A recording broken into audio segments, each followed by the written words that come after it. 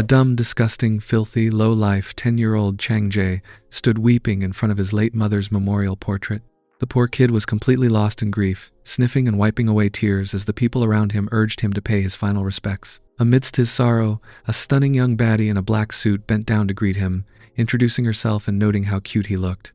His goofy dad, who looked far too cheerful for a funeral, then introduced the woman as Chang Jae's new stepmother, a lady half his father's age. Although the situation was incredibly bizarre, the warmth of her gentle hand when she clasped has made Chang Jae realize she was younger and much prettier than his deceased mother, quickly comforting him as she held him close to reassure him that he would never be left alone in this world. As the years passed, his stepmother proved to be incredibly devoted, always being there to cheer him on when he played with his favorite toy robots. She even put up with his childish tantrums, chasing after the stubborn little monkey when he threw a fit and ran away naked to avoid taking a bath. She would patiently bathe him despite his endless splashing and complaining, showing a level of dedication that only a true mother could possess. Her fierce protective nature shone brightest when Chang Jae got into a messy fistfight with a neighborhood kid, prompting her to rush in like a warrior to scold the bully and defend her son. Standing proudly by her side as the other kid ran away, Chang Jae knew she would always have his back, and before he knew it, 10 years had flown by,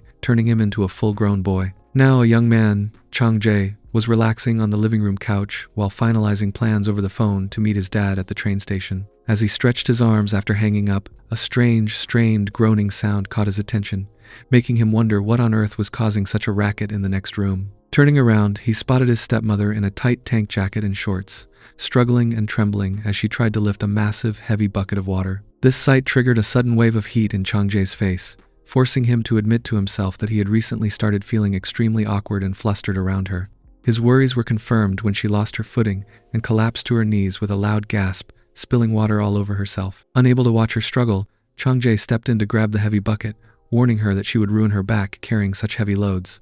He knew deep down that he shouldn't be having these sussy thoughts about the woman who had raised him, especially since she was still his mother despite the lack of blood relation. However, things took an even more awkward turn when he pointed out that she desperately needed to do something about her clothes, as the spilled water had made her white jacket completely soaked. Upon realizing her embarrassing predicament, she shrieked and covered herself, commanding him to look away while he nervously scratched his head in embarrassment. Desperate to escape the suffocating tension, Chang Jae threw on his jacket and announced he was leaving the apartment for a while, desperately trying to clear his head of any sussy thoughts about his stepmother. In an effort to distract his mind from his stepmother, Chang Jae had started going out with a popular girl from his school named Kim Minji, whom he met through mutual friends. He hoped that finding a partner would finally help him move on, but even during their endurance training together, his mind remained completely elsewhere. As they shared a conditioning session in the gym, Minji immediately noticed his distant gaze and paused to ask what on earth he was thinking about so deeply. Her intuition was spot on, because Chang Jae was still completely preoccupied with the memory of his stepmother from earlier that day. Sensing his distraction, Minji grew annoyed and gave him a sharp pinch, prompting him to quickly deny thinking of anything else. Determined to force himself to focus, Chang Jae suggested she turn around so he could concentrate solely on training her. Minji playfully took charge of the situation, but the harder this hopeless idiot tried to suppress his sussy feelings, the more intensely they surfaced. In a bizarre moment of mental confusion, his stepmother's face overlapped with Minji's in his mind, asking him if it felt good doing endurance training. This complete lack of focus led to the ultimate disaster when Chang Jae accidentally slipped up during their training session, calling his partner by a formal title instead of her actual name. Exhausted and lying defeated in the gym, he immediately regretted his dumb move, wondering why on earth he was reminded of his stepmother at such a terrible moment. Naturally, Minji was absolutely furious about the bizarre slip-up and immediately got up to put on her jacket, demanding to know who he was actually thinking about. She mockingly threw his words back in his face, accusing him of fantasizing about another woman before slamming the door and declaring that he should never dare to call her again. While their short-lived relationship ended in a total disaster, Chang Jae realized it was probably for the better. Desperate to escape his sussy desires once and for all, he made the extreme decision to enlist in the military. On the day of his send-off, surrounded by crowds of families, his stepmother tearfully tapped his shoulder and wished him a safe return. Struggling to maintain his composure, Chang Jae pulled his cap down and marched off into the army, hoping the distance would finally help him clear his head. Sometime later, during a quiet night watch at his guard post, Chang Jae found himself zoned out until his junior successor, Private Han Sungpil, called out to him. When Sungpil asked what his superior officer was thinking about, Chang Jae admitted he was just thinking about his family. The disgusting private smiled and urged him to stop dwelling on his family, pulling something out of his pocket for Chang Jae to look at instead. Chang Jae immediately saw through the trick, realizing the arrogant but otherwise harmless kid was just looking for another excuse to brag about his sister, Han Sung-hee. In fact, Chang Jae playfully complained that agreeing to look would mark the 12th time he had been forced to stare at her picture. Sung-pil only giggled, openly wishing that Chang Jae would marry his sister so they could officially become brothers-in-law, a comment that made Chang Jae internally brand him as a total nutjob. As he looked down at the photo of the pretty, blonde girl in a white jacket, Chang Jae suddenly realized he had actually met Han Sung-hee in person not too long ago. He recalled a recent afternoon when the very same girl had politely approached him on the military base, asking if he could show her the way to the store. In his surprise, Chang Jae had blurted out her name out loud, immediately realizing what a fool he looked like for calling her by name simply because he had stared at her brother's photo far too many times. Back in his memory, the blonde girl was completely taken aback by Chang Jae blurting out her name, immediately demanding to know how on earth he knew who she was. Sweating under her sharp glare, Chang Jae nervously tried to explain himself, introducing himself as Corporal Kang Chang Jae and clarifying that he was the superior officer of her brother, Sung-pil. Rather than being appeased, the girl reacted with a surprisingly aggressive growl, making Chang Jae realize she possessed an incredibly wild personality for someone her brother had claimed was supposed to be sick. Just as the tension was building, Sung-pil himself came running over, yelling at his sister and asking what on earth a sick person like her was doing wandering around the base. She immediately switched to an innocent smile, waving warmly at her brother, while Chang Jae couldn't help but notice how her blonde hair made her skin look remarkably white. Suddenly, his daydreaming was violently cut short back at the guard post as his frantic junior partner shook him, screaming his name to get his attention. Chang Jae sighed, assuming this goofy private was overreacting to nothing again, but the panicked soldier pointed frantically toward the night sky, begging him to look. Following his finger, Chang Jae's jaw dropped as he spotted a massive, glowing orb hovering above them, realizing with utter shock that it looked exactly like a UFO. Blinded by the blinding white light, Chang Jae desperately ordered his junior to page the radio operator immediately, but then changed his mind and lunged forward to grab the transmitter himself. Before he could make the call, a violent bolt of blue lightning struck the guard post, and as the world faded to black, distant voices echoed his name through the darkness. As the sound of dripping water echoed through the dark, Chang Jae slowly opened his heavy eyes, completely disoriented and wondering who was calling out to him. His blurry vision slowly focused on a sweating woman wearing a proper jacket, and he bolted upright in sheer disbelief upon realizing it was his stepmother. He sat there in complete shock, trying to comprehend what on earth his mother was doing there, as she gently placed a hand on his shoulder and asked if he was all right. Nursing a massive headache, Chang Jae looked around their surroundings, taking in a massive, ancient cave system illuminated by a single opening. He realized his military uniform was still intact, but his helmet, rifle, and ammunition were completely gone, leaving him to wonder if they had somehow been kidnapped. Sensing his confusion, his stepmother cowed behind him in terror, whimpering about how frightened she was. Seeing the pure fear in her eyes, Chang Jae knew this was no time to panic and resolved to get a hold of himself quickly. She explained that she had simply been lying in her own bed at home before suddenly waking up in this mysterious cave. As she spoke, Chang Jae couldn't help but notice her attire, realizing she was wearing a thick, fat jacket that left almost nothing to the imagination. He swallowed hard, blushing profusely as he confirmed to himself that her outfit was indeed an incredibly thick jacket. Just as he was trying to process the sheer awkwardness of the situation, a futuristic digital chime echoed through the cave, making him wonder if his phone was somehow ringing. Instead, a bright blue holographic screen materialized in midair, congratulating him for successfully peeking at his partner and awarding him coins for the achievement. His stepmother gasped in horror, clutching her chest and demanding to know what on earth that bizarre noise was. Chang Jae was mortified, realizing that the stupid, loud system had just broadcasted his involuntary wandering eyes for everyone to hear. He frantically waved his hands in a panic, sweating bullets as he tried to laugh it off and assure her that it was all a big misunderstanding. He desperately hoped the cursed device would just shut up, but his luck immediately ran out when his stepmother turned around, causing her sheer jacket to cling to her backside and expose her full, thick winter pants. Instantly, the loud digital chime rang out yet again, with the holographic screen cheerfully announcing that he had successfully peeked at his partner's thick pants and earned 2 more coins. Completely losing his mind in a mixture of embarrassment and rage, Chang Jae let out a frustrated scream, violently throwing the offending device across the cave, while his startled stepmother watched in absolute bewilderment. After Changjae aggressively hurled the annoying device onto the dirt floor of the cave, it began to hum with a strange, high-tech blue light.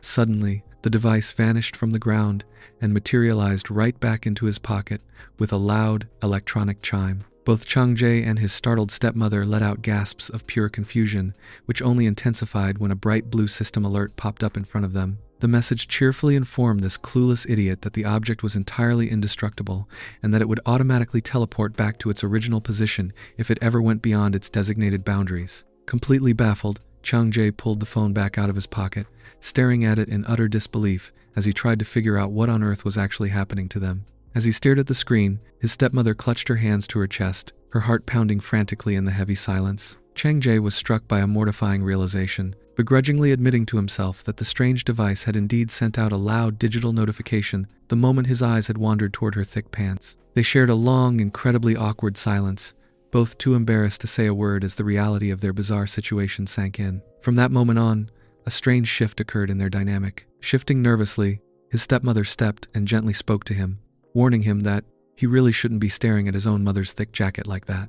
However, as he looked at her standing there in her white fat jacket, a sussy thought crossed his mind, and he realized that what he had always believed to be an absolutely impossible dream might actually be within his reach. Checking the device once more, Changjae decided he really needed to read what the notification was all about. A sleek blue hologram welcomed him to Fantasy Metapia Island, introducing it as a metaverse of fantasies and dreams. His profile popped up next, listing his name, his age of 22, his full health points, and a measly starting balance of just 3 coins. Reading further, he discovered the terrifying rules of this virtual world.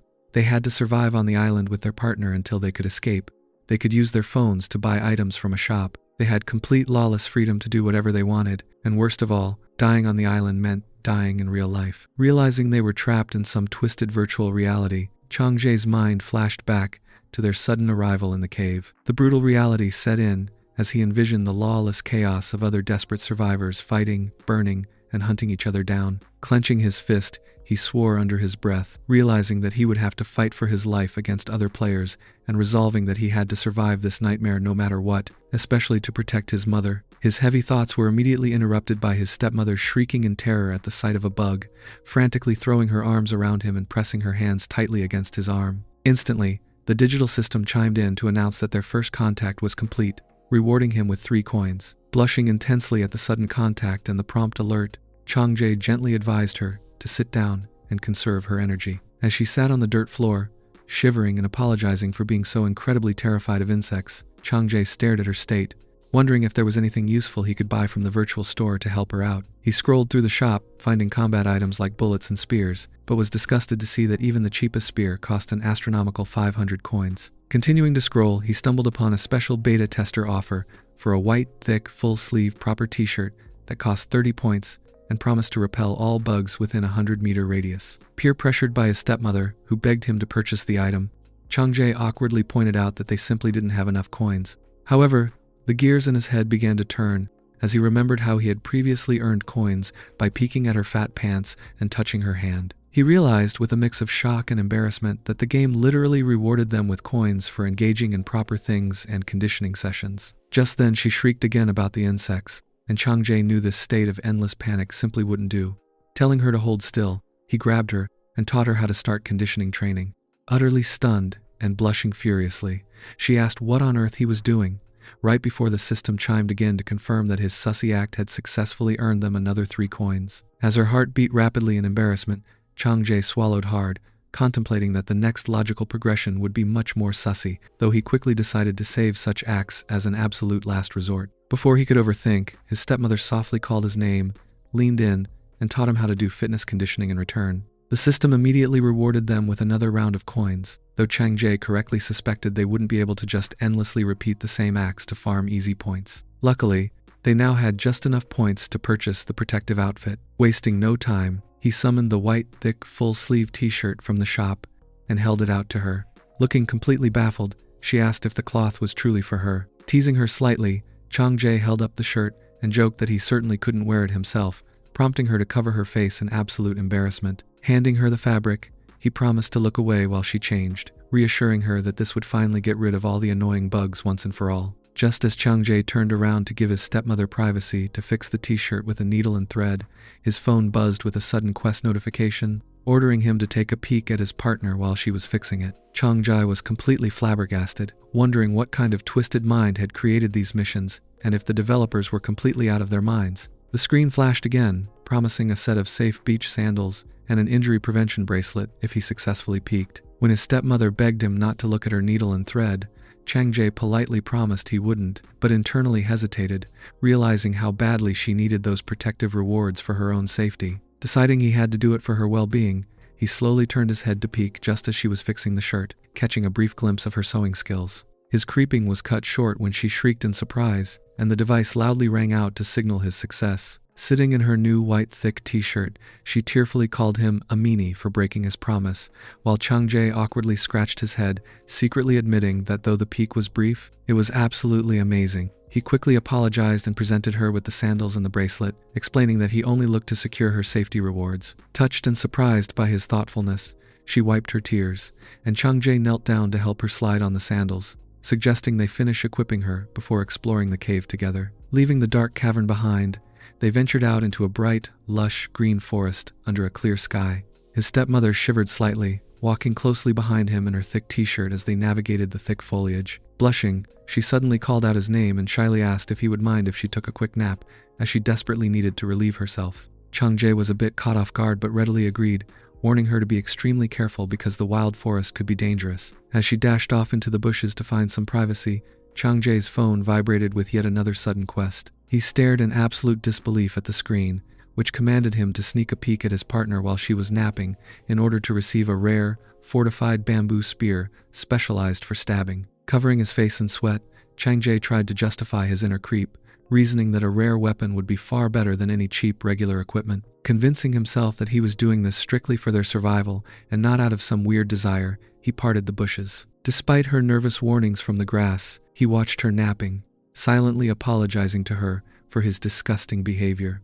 Instantly, the system chimed to confirm the mission was complete and awarded him the bamboo spear, leaving Chang-jae to realize that the rewards in this game scaled in power based on how risky and sussy the missions were. His tactical victory was immediately cut short when a red alert flashed on his screen, warning him that a hostile creature had just approached his partner. Completely startled, Chang-jae struggled to process the warning just as a low, menacing growl echoed through the trees. Parting the grass, his heart skipped a beat as he spotted a massive, muscular wolf with glowing red eyes stalking out of the shadows. His stepmother sat frozen on the ground in utter terror, trembling helplessly as the massive, hairy beast loomed over her, preparing to attack. Seeing the danger, Chang-jae roared at his stepmother to get out of there immediately. He realized with shock that the beast stalking her was a ferocious, bloodthirsty hyena. Wasting no time, he lunged forward with his newly acquired bamboo spear and drove it deep into the monster's flesh. The beast shrieked in agony as blood splattered, but in its dying throes, it managed to sink its sharp teeth into Chang-jae's forearm.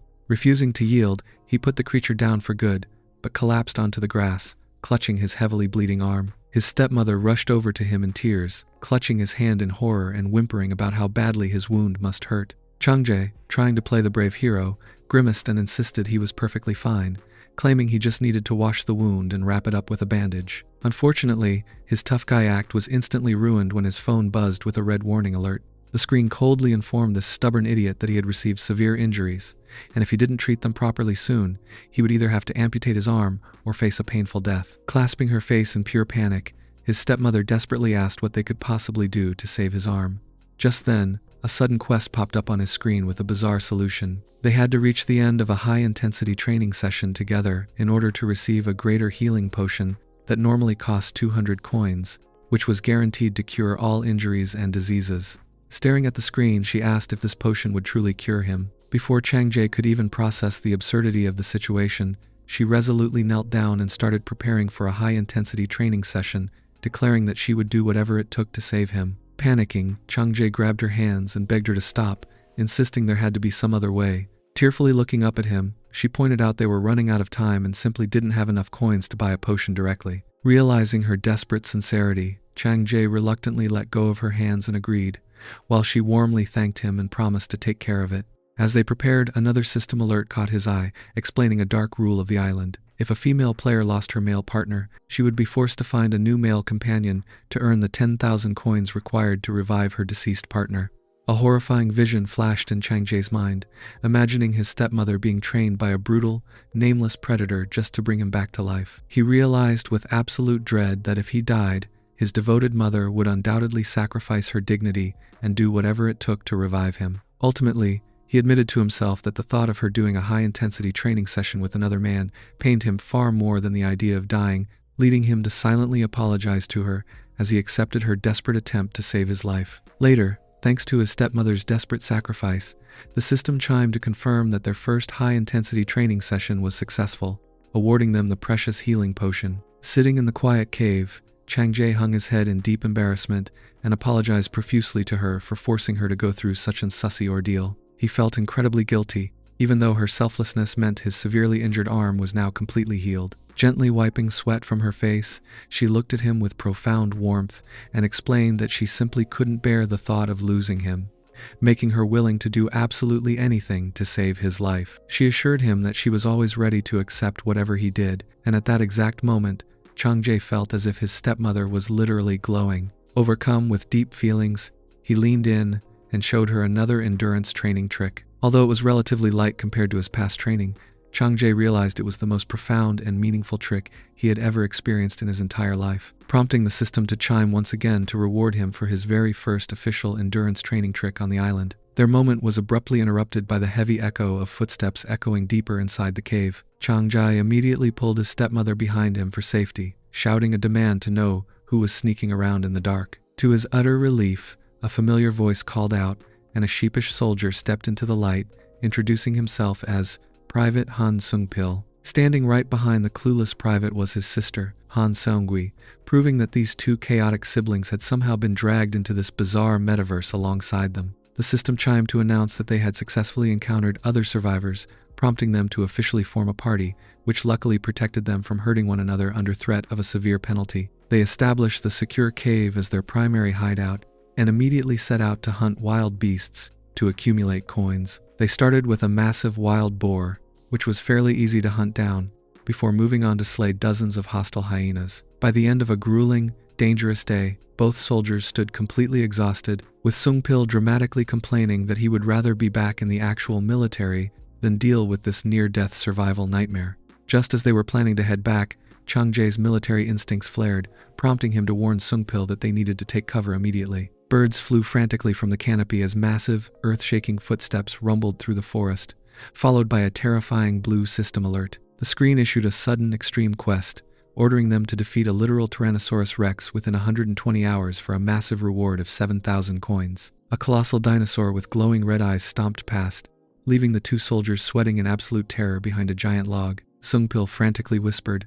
pointing out how insane the situation was, and asking how they were supposed to fight a giant prehistoric monster. Changjae agreed but resolved that they had to find a way to slay it, as 7,000 coins would secure their survival for a very long time. As the beast's tail thrashed the trees, Changjae muttered a swear, wondering what kind of ridiculous creatures would spawn next in this lawless game. Dragging their feet back to the cave hideout, Seungpil knocked on the metal door, calling out for his sister to open up. The door slid open, but instead of a warm welcome, Seungwi stood there panting heavily and clutching her chest in severe pain. Before her panicked brother could catch her, she collapsed to her knees, trembling as she gasped about her chest hurting. Looking at her in shock, Changjae suddenly remembered the crucial detail Seungpil had shared on guard duty, realizing with dread that Seungwi had recently undergone major heart surgery and was now in extreme danger. After completing another highly demanding conditioning session in the shower, a blue system alarm flashes to confirm their successful training achievements. Changjae's stepmother sits exhausted on the floor,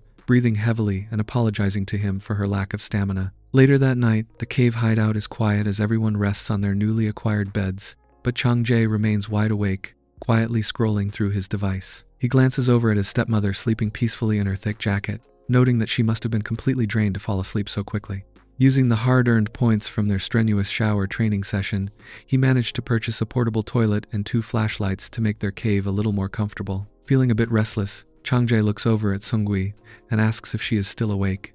She groggily replies that she is, prompting him to toss one of the newly purchased flashlights onto her bed as a useful tool for her safety. Holding the flashlight close, the blonde girl turns away to hide a shy blush, muttering a quiet thank you in a rare display of gratitude. Chang-jae finds this incredibly surprising, wondering to himself if this usually stubborn girl has finally matured a little bit. The next morning brings a new notification on his screen, revealing they have received a random batch of vegetable seeds. Outside in the sunny clearing, Chang-jae and Sung-pil get to work digging up the soil with a shovel, with Chang-jae suggesting they might as well plant all 10 seeds to see what grows. The stepmother and Sung-wi watch them work, and the stepmother kindly volunteers to fetch some water for their new garden. Suddenly, Chang-jae's military instincts kick in as he senses a presence lurking in the nearby foliage, prompting him to urgently demand a weapon from Sung-pil. He grabs the sturdy bamboo spear and orders both women to head inside the cave immediately and stay put, no matter what. Standing tense as the leaves rustle, the two soldiers prepare for a fight, only for a scruffy, middle-aged man to emerge from the bushes with his hands raised high in surrender. The man harmlessly claims they are not dangerous and begs them to lower their weapons, speaking in a gentle, polite tone that makes Chang-jae suspect he was probably a schoolteacher in his past life. As they lower their spears slightly, Chang-jae notices a young woman standing behind the older man, with a thick rope tied securely around both of their wrists. The stranger quickly explains that the girl is his autistic daughter who cannot speak, and that he tied them together solely out of fear of losing her in the wild forest. While the explanation sounds plausible, Chang-jae's sharp eyes spot severe, dark bruises covering the girl's arms and legs, making him highly suspicious of this bizarre duo. Deciding it is too risky to keep them around, Chang-jae commands Sung-pil to go fetch some emergency food from the cave so they can send the strangers on their way. Unfortunately, their plan for a peaceful dismissal is completely ruined by Sung-wi, who acts like a curious idiot and disobeys orders by stepping outside the cave to sneak a peek at the newcomers, dragging the stepmother right behind her. Sung-pil angrily shouts at his sister to get back inside, but the damage is already done. Seeing the extra companions, the old man's gentle demeanor completely vanishes, replaced by a sinister smirk as he mockingly comments on how quickly the situation has escalated. Before anyone can react, the deceptive old man reaches behind his back and pulls a hidden gun from his waistband. A loud gunshot echoes through the forest as the villain shoots Sung-pil right in the chest, leaving the young soldier bleeding and gasping on the ground. Sung-wi screams in absolute horror, while her brother curses the deceptive snake in his final moments of strength. Consumed by pure fury at this cowardly betrayal, Chang-jae roars a fierce insult at the old man, winding back his arm and hurling his bamboo spear straight at the treacherous attacker's face. As the treacherous old man drops his weapon onto the grass, Chang-jae stands in disbelief, wondering how on earth this newcomer could already afford a firearm in this game. The greedy old man quickly scrambles to retrieve the gun, but Chang-jae lunges forward to stop him, initiating a desperate, high-stakes struggle for control. During the chaotic struggle, the gun fires wildly into the air before slipping from their hands and sliding across the turf, landing right next to the feet of the tied-up girl. Realizing the immediate danger, Chang-jae watches in panic as the young woman, Hwang Yeonju, bends down to retrieve the loose weapon with her bound hands and aims it directly toward the fighting pair. The desperate father immediately screams at his daughter, ordering her to shoot Chang-jae without hesitation. A deafening gunshot rings through the forest canopy, sending a flock of birds scattering into the sky. Blood splatters across Chang-jae's face as he flinches in preparation for the worst, only to realize that the girl didn't shoot him at all. Instead, she turned the gun on her own abusive father, ending his life instantly. Chang-jae stands completely frozen, trying to process the shocking realization that this woman just executed her own parents. Trembling with emotion, the girl stands in the drifting smoke before dropping the heavy revolver to the ground. A bright blue system notification chimes to announce that player Hwang Taek-soo is dead and his device ownership has been transferred to his partner. Clutching her head in pure agony, the girl breaks down in tears, sobbing and begging for the nightmare to stop, which makes Chang-jae realize the father's claim about her being nonverbal was a complete lie. Suddenly snapping back to reality, Chang-jae remembers his fallen comrade and turns in a panic to find Sung-pil lying motionless in a pool of blood. Sung-wi rushes out of the cave, crying out desperately for her brother as Chang-jae cradles his junior, pleading with him to hold on. Feeling his own blood run cold, Chang-jae struggles to remember how to treat a gunshot wound and quickly summons their newly acquired red recovery potion, hoping it might still save his friend's life. However, before he can administer the cure, a cold blue system alert chimes to confirm that player Han Sung-pil is officially dead, with his device ownership transferred to Sung-wi. Sung-wi covers her mouth in absolute horror, tearfully crying out for her brother, while Chang-jae desperately tries to pour the potion down the lifeless soldier's throat, refusing to accept this tragic reality. Standing up in deep frustration, Chang-jae curses their terrible luck. Unable to reconcile the fact that his reliable junior passed away so suddenly. To ensure their safety, Changjae decides to tie the mysterious girl up securely and keep her captive, suspecting she might come in handy later. He instructs her to sit on the grass, and she quietly complies. The system profile reveals her name as Hwang Yong-ju, a 20-year-old victim of severe domestic abuse who only shot her father in self-defense to stop him from completely losing his humanity on this lawless island. Sometime later, back inside the safety of the cave, Changjae sits on the edge of his bed, completely drained from crying, before eventually drifting off to sleep. He is haunted by the system rules, remembering that a female player who loses her partner can match with other male players to collect the massive sum of 10,000 coins required for resurrection. Though farming such a massive amount through regular means is practically impossible, he realizes with dread that to bring Sungpil back, Sungwi would eventually have to subject herself to endurance training partnerships with other random players. Later that night, Sungwi quietly slips out of her bed and approaches Changjae, nervously playing with her hands while standing before him in her patterned pajamas. Blushing intensely, she gathers her courage and asks if he would be willing to go out with her. Changjae looks up in utter bewilderment at her sudden proposal, but quickly shakes his head and waves his hand to decline. He calmly explains that if she is only proposing this to exploit the island's partnership mechanics, she should definitely find someone else instead. Still emotional inside the cave, Songwi tearfully rubs her eyes and laments that her brother must have died because of her foolishness, declaring her desperate wish to save him, no matter what the cost. Changjae quickly waves his hand in a dismissive gesture, trying to comfort the grieving girl by pointing out that the treacherous shooter was entirely at fault, rather than her. Songwi sniffs and immediately asks if he would be willing to match as partners with her instead. Changjae maintains his boundaries, explaining that a survival partnership is a completely different story, and asks her to step outside for a bit so he can have some quiet time to himself. Walking away dejectedly, the girl leaves the area, allowing Changjae's stepmother to approach him in her thick fat jacket to ask where Sungwi has gone. Changjae holds his chin thoughtfully and explains that he simply wanted to be left alone for a moment, which is why he sent her away. But rather than keeping his distance, Changjae steps forward and unexpectedly grabs his hands tightly, catching her completely off guard. He rests his head, quietly explaining that he just wants to train her like this for a little while to process everything. He internally admits a profound sense of relief that they both survived the chaotic encounter and didn't lose their lives to those treacherous bandits. Turning around to return the gesture, his stepmother gently comforts him, reassuring him that everything will be fine and that they will surely find a way to resurrect Sungpil soon. Changjae holds her, realizing with a shudder how terrified he was of leaving his devoted stepmother all alone in this brutal,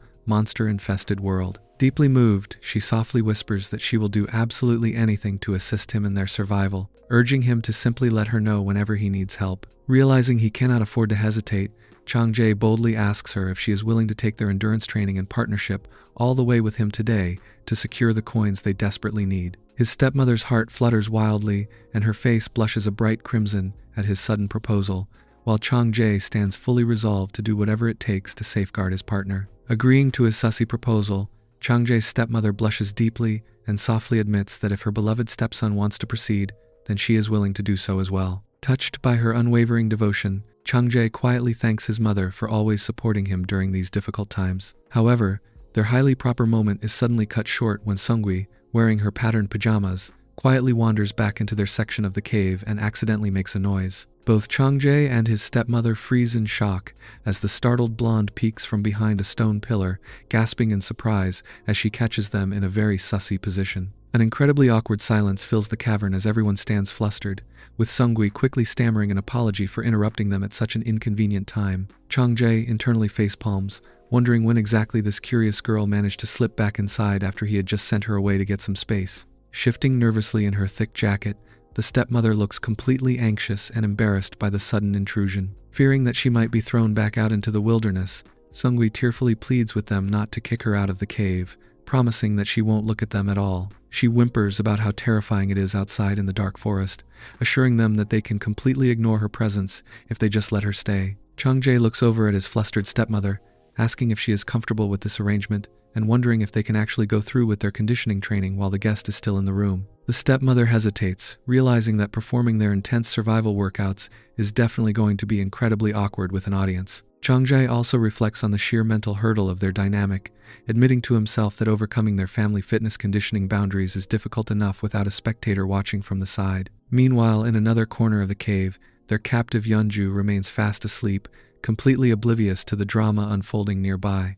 Checking his device, Chang-jae reviews the cave's customization options, noting that while the system allows them to level the ground or build walls, dividing the room properly requires an astronomical amount of coins that they simply do not possess. He explains the financial dilemma to Seungwi, stating they have to keep the space open for now, but reassures her that if she is truly uncomfortable, he will try to brainstorm another solution. Hoping to find a quick compromise, the stepmother nervously clutches her hand and asks Seungwi if she would be willing to simply cover her ears and close her eyes during their training session. Seungwi eagerly nods in agreement, promising to retreat to the far corner and act as if she isn't even there.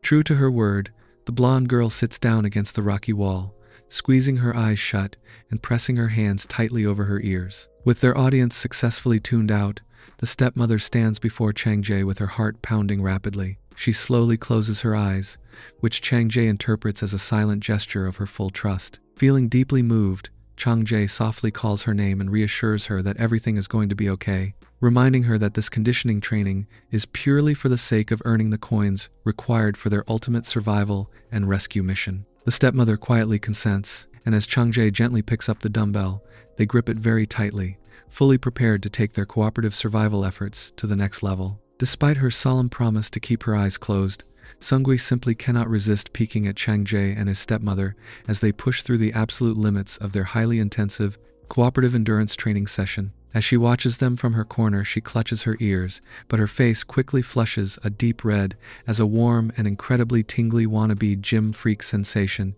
begins spreading through her muscles. Right then, her phone vibrates on the rocky ground with a soft chime, drawing her attention down to the glowing screen.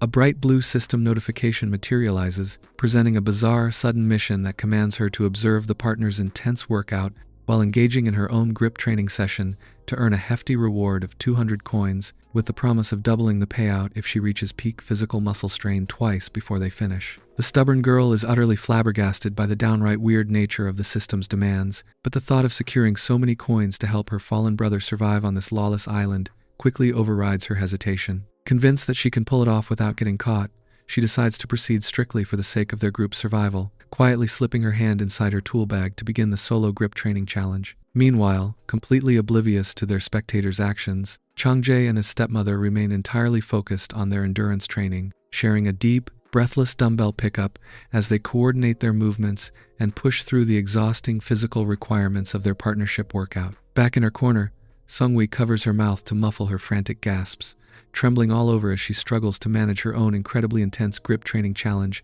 finding herself completely unable to stop as the muscle growth quickly overwhelms her. Just as she reaches her muscle growing limit, Chang-jae alerts his stepmother that they are about to reach the absolute end of their routine, and she eagerly consents to fully finishing the endurance training session together. The blue system interface chimes loudly to confirm the completion of their sudden mission, awarding them 300 coins for their primary partnership and another 300 coins for reaching maximum physical strain synchronization, leaving Chang-jae feeling incredibly satisfied with their coordination. Shortly after, his exhausted stepmother sleepily rubs her eyes and announces she needs to take a quick rest, immediately drifting off to sleep on the bed while Chang-jae wonders if their very first full-scale training session was perhaps a bit too exhausting for her.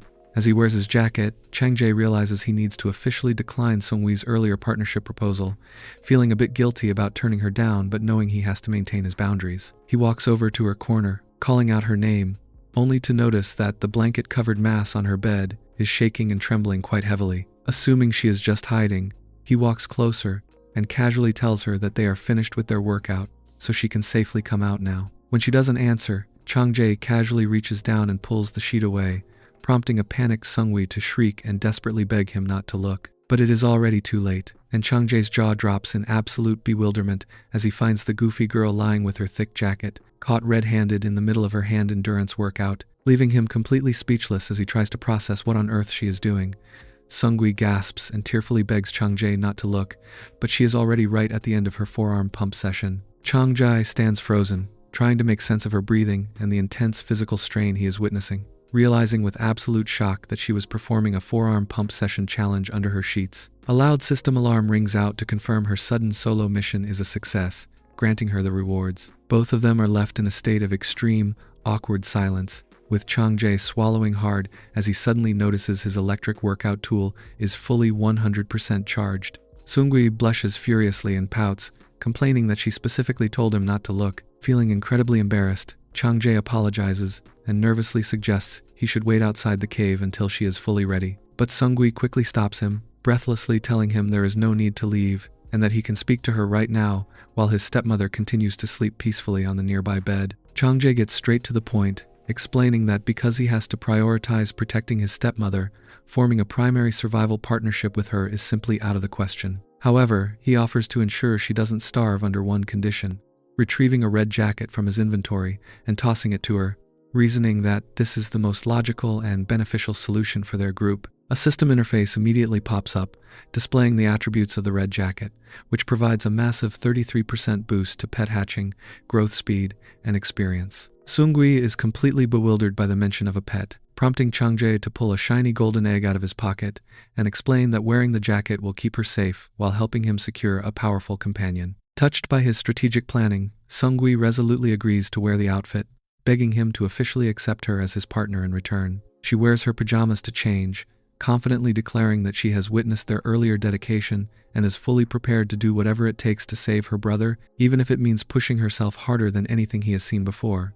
Changjae is caught entirely off guard by her sudden boldness, admitting to himself that he never expected her to agree so readily. He turns around to give her privacy, and after a moment of rustling, Seungui announces she is done changing. Turning back, Changjae's jaw drops as he gets a full view of her surprising gym figure in the red jacket, realizing that hidden beneath her jacket, she is actually remarkably pretty. Just then, a blue system notification appears on his screen, noting that the female player currently has no partner and asking if he is willing to form a new alliance. Changjae pulls out his phone to check the settings, finding 3 options: change his main partner, register her as a sub-partner, or register her as a subordinate. An absurd, overly dramatic fantasy of extreme boot camp training and harsh discipline flashes through his mind, making him realize the system actually permits a highly strict subordinate contract. Rejecting that extreme option, Changjae wisely decides to select the sub-partner registration instead, wanting to keep things respectable. The system chimes to confirm that Han Seungui has been officially registered as his secondary partner, prompting her to warmly shake his hand and declare that she is looking forward to cooperating with him for their mutual survival. A wild system alert materializes on the screen, declaring a mandatory partner synchronization ritual requiring both players to complete a series of dumbbell picking sessions to finalize their partnership vow. Seungui is completely stunned, reading the bizarre instructions on his phone screen. Changjae warns her that these weird system demands will only get more intense as they progress, suggesting she can still back out of the deal. Seungui, however, resolutely declares that she is not going to quit and is fully prepared to do whatever it takes. Changjae wears his jacket to begin complying with the ritual's strict parameters, though his fully charged electric workout gear from his earlier training session with his stepmother makes the situation incredibly sussy. A flustered Seungui blushes a bright crimson, but Changjae teasingly tells her she can just pick a quick, light dumbbell to check to get it over with, privately finding her embarrassed pout incredibly cute. Stealing her resolve, the stubborn girl leans in to complete her half of the synchronization checklist, letting out a nervous gasp as she finally pushes through her hesitation to fulfill the first half of the system's demanding check. The system chimes to confirm her step is complete, immediately prompting the male player to perform his half of the synchronization sequence.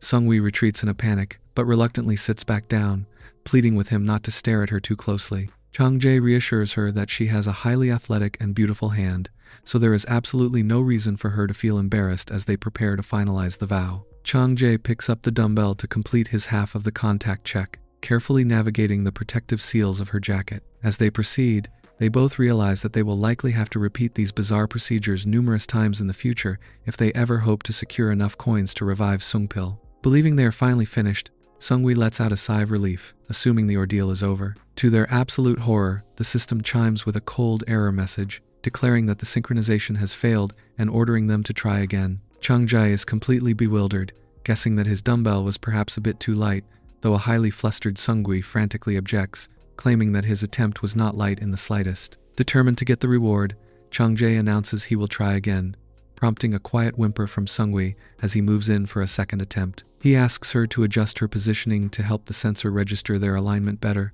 but the system chimes with yet another annoying failure message. Chang-jae is left completely puzzled, realizing there must be a specific technical alignment issue with how they are executing the sequence. An exhausted and tearful Sung-hui cries out that she has had more than enough of this bizarre system and refuses to do it again, but Chang-jae gently reminds her of their ultimate goal to save her brother. Sniffling that he is being incredibly mean, she reluctantly agrees to try one more time when he suggests a different, more comfortable seated position to ensure the system finally registers their synchronization properly. Sung-hui reluctantly agrees to try again, sitting down on the rocky ground of the cave. Chang-jae helps her adjust her position to ensure they have the proper alignment for the system's sensors, though seeing her fully cooperative stance triggers another wave of awkwardness in him, making him feel highly flustered. Sung-hui pouts, nervously asking if he isn't adjusting her position a bit too much, but he gently reminds her that they are bound to finish this and simply need to finalize the dumbbell picking checkpoints. He leans in to carefully carry out the dumbbell picking sequence once again. Sung-hui shudders as they pick it, complaining and asking what on earth he thinks he is doing, but Chang-jae tells her he suspects his earlier attempt simply lacked the proper focus and sincerity required by the system. Covering her face, the flustered girl pleads with him to stop, but Chang-jae continues to carefully search for the correct size dumbbell, suddenly realizing why their previous attempts failed. The system's sensor on her jacket is remarkably small and highly specific. He persists until he finally picks the correct dumbbell, prompting a quiet gasp from Sung-hui as she shivers in response. Instantly, a bright blue system alert materializes on the screen,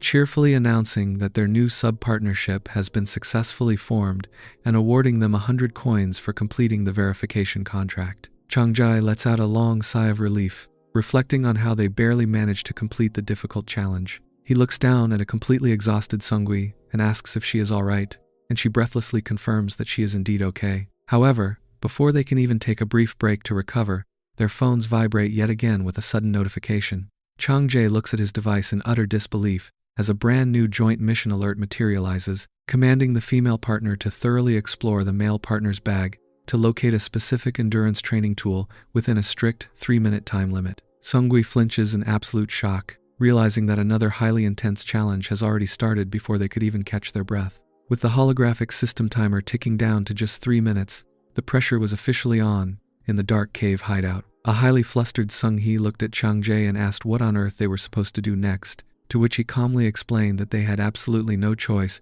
but to comply with the rules if they wanted to save her brother Sung-pil. Realizing the stakes, Sung-hee reluctantly agreed, her heart hammering against her chest as she prepared to endure the system's bizarre demands. She slowly prepares herself to complete the cooperative quest. Chang-jae tried his best to maintain his composure as she nervously told him she would close her eyes, giving him full permission to inspect and touch her workout gear bags as needed for the challenge. The system didn't give them any time to rest, immediately announcing that it was now the male partner's turn to thoroughly explore the female partner's bags for 3 minutes. Thanks to his incredibly thorough investigation, Chang-jae confidently blurted out the correct order, prompting a shocked gasp of disbelief from Sung-hee as the system screen flashed a bright blue confirmation. Chang-jae proudly grinned and pointed to his head, jokingly boasting that his success was purely due to his scientific observation skills, which only earned him a playful punch and a heated insult from a deeply embarrassed Sung-hee. Unfortunately, the system chimed with a disappointing update, informing them that because of the earlier failed quiz, they were unable to secure the bonus reward of 100 extra coins and a special stamina-enhancing jacket set, leaving a frustrated Chang-jae to lament over losing such a useful survival item. Sometime later, a towel-clad Chang-jae stepped out of the cave shower room, drying himself off while deep in thought. He realized that, no matter how bizarre or embarrassing these challenges were, completing them remained their only real way to acquire the items they needed to survive. Walking back to the sleeping quarters, he spotted Sung-hee completely bundled up in her sheets and asked if she was asleep, teasingly wondering if she was still sulking before deciding it was probably best to just leave the stubborn girl alone. He quietly climbed into his own bed next to his stepmother, who was already fast asleep in her white jacket. Lying right beside her, he felt an immediate wave of anxiety, swallowing hard as he sat up to look at her peaceful form. As his heart pounded, he began to wonder if this entire lawless island was just some elaborate illusion he had conjured up in his head after going crazy from his boring military service. Looking at her, a vivid memory of their highly intensive fitness conditioning session flashed through his mind, forcing him to admit to himself that he desperately wanted to experience that connection again, even if he knew he probably shouldn't be having such thoughts. His deep thoughts were suddenly cut short by a faint, trembling sob echoing from the adjacent bed. Turning his head in surprise, he peered through the darkness and spotted Sung-hee curled up tightly in her red jacket, quietly weeping into her pillow. He stared at her shaking figure, realizing that behind her tough and stubborn exterior, the poor girl was feeling completely abandoned and terrified in this hostile environment. Letting out a quiet sigh, he decided he couldn't just leave her to suffer alone and got out of bed to offer some comfort. As he approached her, he gently asked if she was having a hard time sleeping, prompting her to quickly turn away from him. Squeezing her blanket defensively, she weakly warned him not to come any closer to her. Undeterred by her defensive front, Chang-jae sat down beside her on the bed, softly reassuring her that there was absolutely no need to flee because he had no intention of hurting her, leaving the tearful blonde to watch him in quiet silence. Seeing the poor girl in such a sad state, Chang-jae decided it was time to put his teasing aside and act like a decent human being. He leaned forward and pulled the weeping Sung-hee into a light training session, gently telling her that everything was going to be all right. As they sat together on the edge of the bed, she rested her head against his pillow, letting out her quiet tears, while Chang-jae did his best to comfort her by gently patting her on the back. As the quiet cave fell silent and she remained completely still against him, Chang-jae began to wonder if the exhausted girl had finally fallen asleep right then and there. However, the stubborn girl was far from asleep, suddenly catching him completely off guard by launching into a random, out-of-nowhere self-introduction. She quietly explained that her only real wish in life was to live normally just like the rest of her friends, prompting a slightly bewildered Chang-jae to nod and nervously agree with her. Sung-hee continued to pour her heart out, admitting that she had simply wanted to go to school and have a partner of her own, before suddenly giving him a sharp glare and demanding to know if he was actually paying attention to what she was saying. Swallowing his nervous sweat, Chang-jae quickly smiled and assured her that he was listening to every single detail, which only earned him the accusation of being a smooth talker. Sung-hee let out a soft laugh, which made Chang-jae glad even if he wasn't entirely sure why she found his response amusing. But the lighthearted moment quickly turned tense again as Sung-hee looked down shyly, clutching her hands to her hand before softly asking why on earth he was being so incredibly nice to her. Thinking like a total blockhead, Chang-jae awkwardly explained that it was simply because she was his late junior Sung-pil's sister. This absolute blunder of an explanation immediately backfired, as an offended Sung-hee snapped back that if that was his only reason, then he shouldn't bother being nice to her at all. Trying to salvage the situation, Chang-jae wore a sussy smirk and asked her if she would prefer to be bullied instead, teasingly wondering if that happened to be her secret preference. A highly flustered Sung-hee frantically denied the silly accusation, her face turning a bright crimson as she tried to hide her sheer embarrassment. Looking up at him with a surprisingly intense gaze, she made him realize that she was no idiot and knew exactly what he was up to, before softly telling him to hold on for just a moment. Moving in close against his pillow, she caught him completely off guard by showing him a sudden conditioning training trick. As they shared the show-off moment in the quiet cavern, Chang-jae found himself completely stunned by how incredibly hard her hands were, watching her innocent, blushing reaction as they finally stooped to catch their breath. Despite the sussy ending, Chang-jae kept his hands wrapped around her jacket, refusing to let her escape just yet. Gently wiping away her remaining tears, he looked into her eyes and playfully asked if she disliked the training experience, simply because he wasn't her actual partner. Sung-hee blushed furiously, looking away as she admitted that it wasn't necessarily that she disliked it, though she quickly pointed out that his hands were starting to touch the dumbbell a bit too much now. Ignoring her half-hearted protest, Chang-jae teased her further, asking if she truly hated it. The stubborn blonde insisted that she absolutely did not enjoy it, though her flustered expression made it painfully obvious to Chang-jae that she was just being incredibly shy. Seizing the opportunity, Chang-jae grabbed her hand and boldly proposed that if she really didn't like it, he could easily show her another conditioning training trick to change her mind, leaving the completely flabbergasted girl stammering in pure disbelief at his sheer confidence. Just as they wrapped up their incredibly intense fitness conditioning session, the blue holographic system interface chimed to confirm that their first official partnership routine was successfully accomplished, awarding them a neat starting payout of 100 coins. The screen also teased even larger coin rewards for completing future high-level stamina exercises, though it noted that any coins earned together would be split right down the middle. As a breathless Sung-hee leaned against the chair to recover, Chang-jae checked his phone, realizing that although they received a decent amount of coins, the system's coin scaling was highly inconsistent across different tasks. To make matters worse, since the final payout had to be divided equally, his own personal cut of the treasure was disappointingly small. He looked over at his beautiful stepmother, who was still sleeping peacefully right beside them in her white jacket, completely oblivious to their late-night grind. Looking down at the exhausted Sung-hee, who had already drifted off to sleep under her sheets, Chang-jae realized that if farming these intense routines was their only ticket out of this mess. Then continuing them with her was simply the most logical move. He wondered if he should just suck up his pride and bear with the awkwardness until they finally saved her brother Sungpil, noting that it was perfectly natural for a woman to develop some training feelings toward her partner after such an encounter. As a sleeping Sung-hee softly sighed and reached out to grasp his hand, Chang-jae's thoughts quickly drifted back to his stepmother, reminding himself that he already had his mother to prioritize. Deciding to table these incredibly complicated feelings for the next day, the exhausted soldier laid flat on his back, resting his hands behind his head as he finally prepared to get some sleep. The scene transitions to the morning sky, where a peaceful dawn began to paint the thick forest canopy in soft pink and blue hues. Back inside the cave hideout, the warm sunlight filtered through the rocks, waking up his stepmother, who sat up and stretched on her mattress, while Chang-jae remained sound asleep right next to her. Rubbing her eyes, she sleepily called out her stepson's name, only to suddenly freeze as a wave of intense memory hit her. Sitting there in her white jacket, her heart began to flutter wildly as she recalled the high-intensity training session she had shared with Chang-jae just the day before. Covering her bright red face in pure embarrassment, she desperately tried to process the realization that she had actually crossed those family training boundaries to engage in such a training session with him. Her thoughts drifted even further back, returning to their normal life in the city before they were dragged into this virtual nightmare.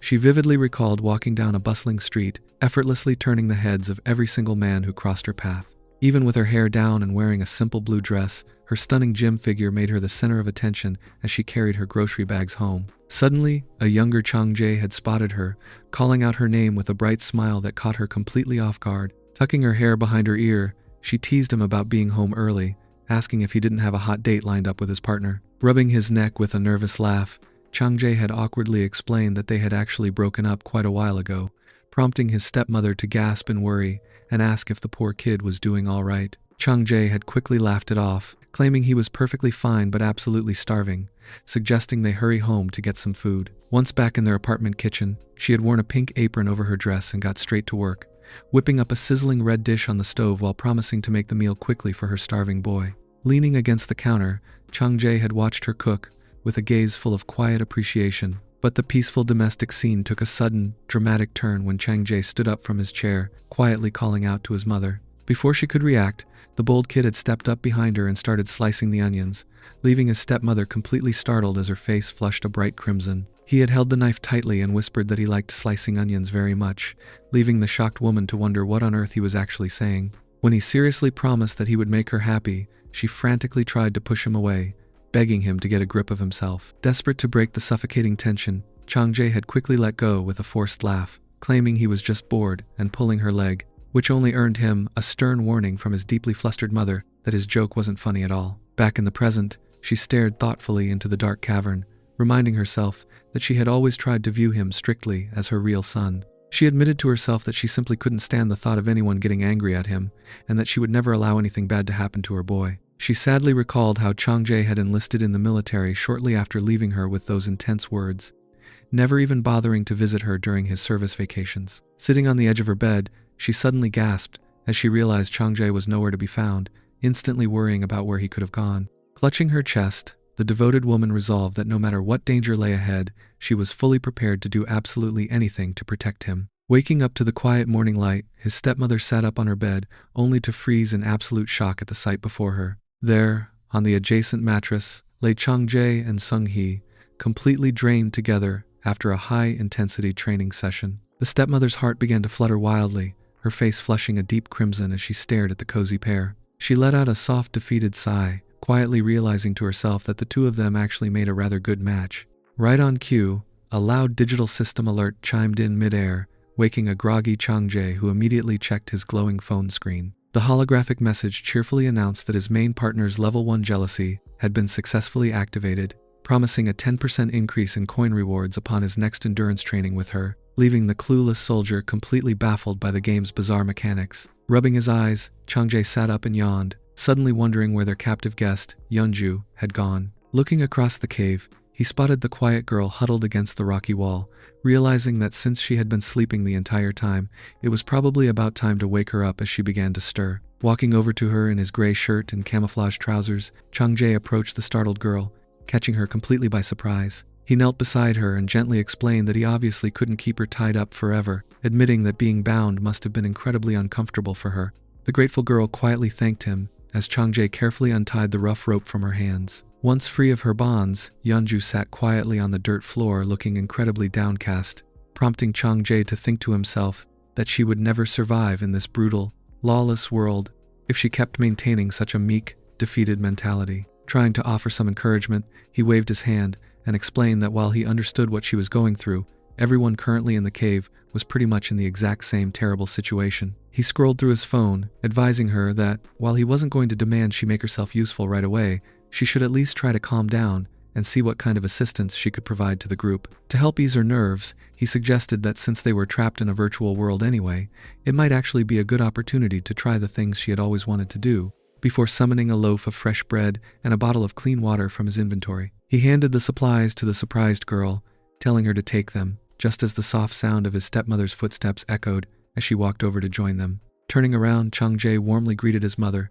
who was still clad in her white jacket. Shifting nervously, the stunning stepmother tucked her long brown hair behind her shoulder and walked up to Yeonju, kindly asking if she had slept well. Looking at his mother standing there so naturally, Changjae couldn't help but stare at her incredible gym figure, admitting to himself that his own heart was throbbing wildly, and he couldn't believe how composed she was acting. The stepmother offered Yeonju a warm smile, apologetically noting that they should have paid far more attention to her, though a polite Yeonju quickly reassured her that everything was perfectly fine. Shifting on her feet, the shy girl hesitantly called out to the stepmother, asking if she was allowed to use the toilet. Hearing this, Changjae quickly chimed in, waving his hands to explain that the shower room was right over on that side, so she was completely free to take a full shower there if she wanted. Smiling warmly, his stepmother gently patted Yeonju's shoulder and reassured her that she never needed to ask for permission for that kind of basic stuff. Touched by their overwhelming kindness, a deeply relieved Yeonju clutched her hands and thanked them before happily walking off toward the bathroom, leaving Changjae to reflect on how glad he was that the girl was finally starting to open up to them.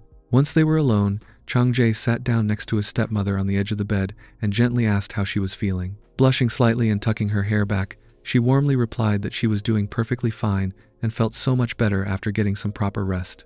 She then turned her gaze to him, asking how he was doing. As she leaned in, asking if he was truly doing all right, Changjae broke into a nervous sweat, trying to stammer out a reply as her overwhelming proximity began to make his heart race. Suddenly, her gentle expression turned serious as she looked into his eyes and directly asked if he had indeed engaged in that fitness conditioning routine with Sung-hee again last night. Caught completely red-handed, a panicked Changjae tried to stutter an apology, admitting to himself how incredibly bizarre and awkward it felt to be questioned about this kind of stuff by his own mother. Looking deeply concerned, she pressed him further, asking if he had forced himself to teach endurance training to Sung-hee by any chance, prompting a frantic Changjae to absolutely deny the silly accusation, declaring that nothing could be further from the truth. Still seated on the edge of the bed, his stepmother looked at him with an incredibly anxious expression, her face blushing a bright crimson as she nervously asked if he was telling her the absolute truth. Changjae confidently reassured her that of course he was, casually explaining that while Sung-hee was indeed a bit shy and embarrassed at first, she actually ended up enjoying their endurance training much more than he did. Just as the words left his mouth, a sudden memory of the earlier blue holographic alert flashed in his mind, reminding him of the system's warning that his main partner's level 1 jealousy had been activated, which promised a 10% increase in coin rewards upon his next endurance training with her. The realization hit the clueless soldier like a bolt of lightning, causing him to flinch in pure shock as he finally connected the dots, understanding that the bizarre alert message from a while ago was directly tied to this exact conversation. He looked back at his beautiful stepmother, who was nervously playing with her long brown hair while turning to ask how he was doing, her heart visibly throbbing against her white jacket. Staring at her flustered state, Changjae was left completely speechless as he processed the mind-blowing realization that the system's jealousy mechanic was indeed referring directly to his own mother. Sitting on the edge of the bed, his stepmother nervously sought clarification on whether he was indeed still receiving system coins whenever he completed those high-intensity training sessions with Sung-hee, to which Changjae quickly confirmed that yes, that was exactly how the mechanic worked. Blushing deeply and playing with her hair, she hesitantly asked if he could simply leave her out of it and perform all those exercises with Sung-hee instead. A sweating Changjae instantly rejected the idea, stubbornly declaring that he would absolutely not do that because he wanted to complete these fitness routines with his mother, not Sung-hee. This bold statement left his stepmother completely startled, her face turning a bright crimson as she gasped his name in pure shock. Reaching out, this stubborn soldier firmly clasped her hand over the bed, admitting to himself that he probably wouldn't have been this sussy if this conversation had happened before he first shared that fitness conditioning routine with her. But since he had already experienced her presence, he confidently told her that he didn't want anyone else but her as training partner. Staring at her overwhelmed expression while her heart fluttered wildly, Chang-jae earnestly explained that he wanted to complete these high-intensity training sessions with her every single day. Otherwise, he simply wouldn't be able to endure the suffocating pressure of this survival game.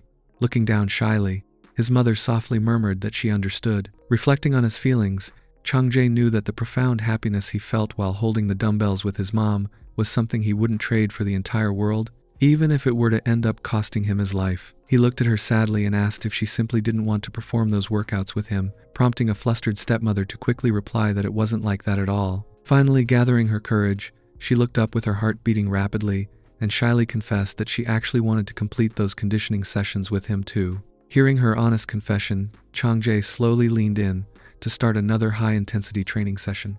With the morning routine underway, Chang-jae turned his attention to Yeonju, warning her that she better get used to the cave hideout as well. The poor girl looked incredibly startled, quickly clutching her white t-shirt as her face flushed pink. Meanwhile, on the adjacent mattress, Sung-hee let out a lazy yawn, stretching her arms as she slowly woke up. Sitting up on her bed, she huffed and turned her back to them, calling him a total disgrace. Chang-jae stood frozen, realizing that the stubborn girl must have been awake the entire time and witnessed their whole high-intensity training session. Trying to play it cool, Chang-jae turned to Sung-hee and teasingly asked if she also wanted to perform some fitness conditioning with him today, prompting a flat and immediate refusal.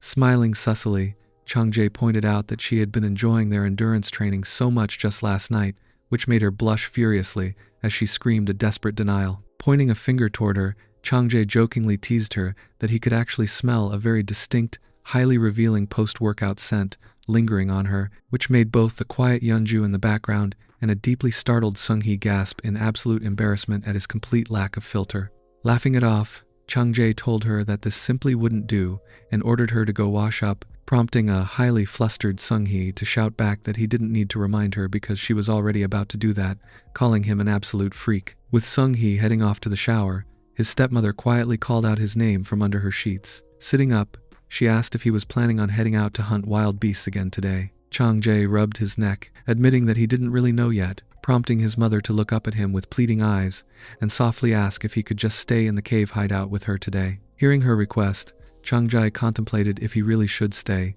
telling her that he would, on the condition that she helped him earn a lot of coins today and asking if she could do that for him. His stepmother blushed, shyly promising that she would try her absolute best. Right on cue, a blue system interface popped up in midair with a new list of stamina-boosting alerts. The prompt listed a series of bizarre target exercises, offering 95 coins for completing physical hydration tasks, 150 coins for reaching peak muscle strain 15 consecutive times, and 300 coins for achieving specialized joint target flexibility under the cave. Looking at the screen, his stepmother gasped in utter shock, blushing furiously and covering her face as she was completely overwhelmed by the downright ridiculous list of system demands. Chang-jae's thoughts noted that the system really knew when to show up with these ridiculous targets, as his stepmother nervously clutched her sheets. To break the mounting awkwardness, Chang-jae casually asked if they should grab some breakfast first, but his stepmother, still hiding under her blankets, sniffed and replied that she didn't really feel like eating. Chang-jae tried to tempt her, pointing out that the virtual shop had everything from sushi and black bean noodles to fried chicken and pizza. From under the blankets, his stepmother objected, pointing out that those heavy foods were terrible for their health and were far too expensive anyway. Peeking her head out from under her sheets, she looked at him shyly and suggested that instead of buying costly meals, they should build a proper kitchen in their cave hideout. Chang-jae looked surprised, repeating her suggestion back in confusion as he stared up at the dark ceiling, seriously contemplating if they should take some time to renovate their base today. Using his hard-earned points, Chang-jae successfully transforms the dark, gloomy cave hideout into a bright, modern, and surprisingly normal-looking house. As the group takes in the massive change, Sung-gui cannot help but yell out in pure excitement, completely thrilled by the sudden upgrade. Even though their new living space is not entirely flawless, it finally feels like a real home, where civilized people can live. Standing proud after all his exhausting manual labor, Chang-jae receives a warm suggestion from his stepmother, who gently tells her hard-working stepson to go get some well-deserved rest. As she speaks, Chang-jae's eyes wander slightly, leading him to the sudden realization that his mother has absolutely nothing to wear except for her thick white jacket. Deciding to put his coin balance to good use, the young man calls her over and asks if he should buy her some proper fat clothes while they have the chance.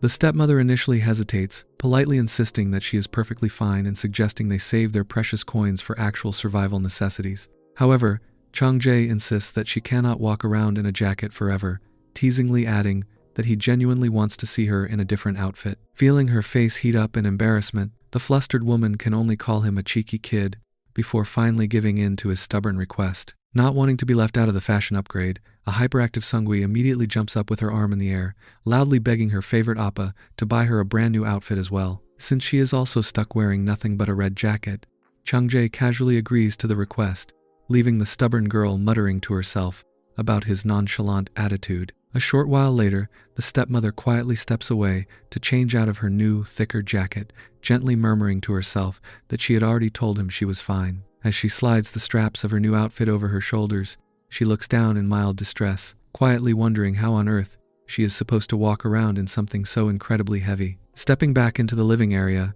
she reveals a stunning, form-fitting white dress that leaves Chang-jae completely speechless. Staring at her incredible gym figure, a highly impressed Chang-jae confidently praises his own impeccable fashion sense, while a flustered Sungwi stands right behind him with her jaw wide open. Before the tension can linger, a door clicks open, and Sungwi proudly announces that she has finished changing as well. She steps out wearing a sleek, incredibly thick dark blue full-sleeve t-shirt, shyly asking if the new style suits her. After adjusting the hem of her outfit, she receives a reassuring thumbs up and a warm compliment from Chang-jae, causing her to giggle happily.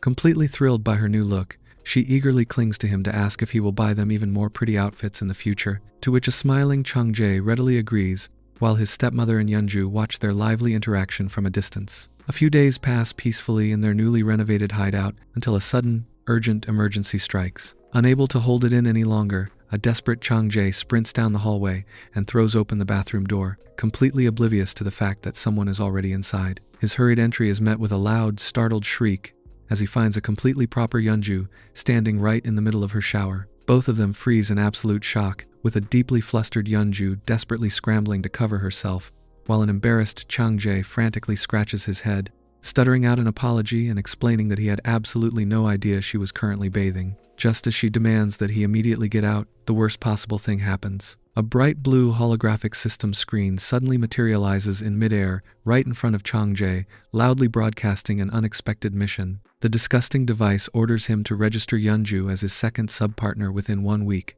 promising that success will grant him complete control over his sub-partner's coins. Looking at the terrible timing of the alert, a sweating Chang-jae nervously tries to laugh it off, reassuring the highly suspicious girl that he absolutely did not plan this bizarre intrusion. After getting kicked out of the bathroom, Chang-jae stands in the hallway scratching his head, letting out a forced laugh as he realizes this awkward scenario feels way too familiar. Inside, a deeply shaken Yeonju wraps herself tightly in a jacket and exits the shower, feeling incredibly upset about the sudden intrusion. As she sits down to pack her things into her blue bag, her mind races with dark thoughts, realizing with dread that if she continues to live in this lawless house, she might eventually suffer the exact same terrible fate as her abusive father.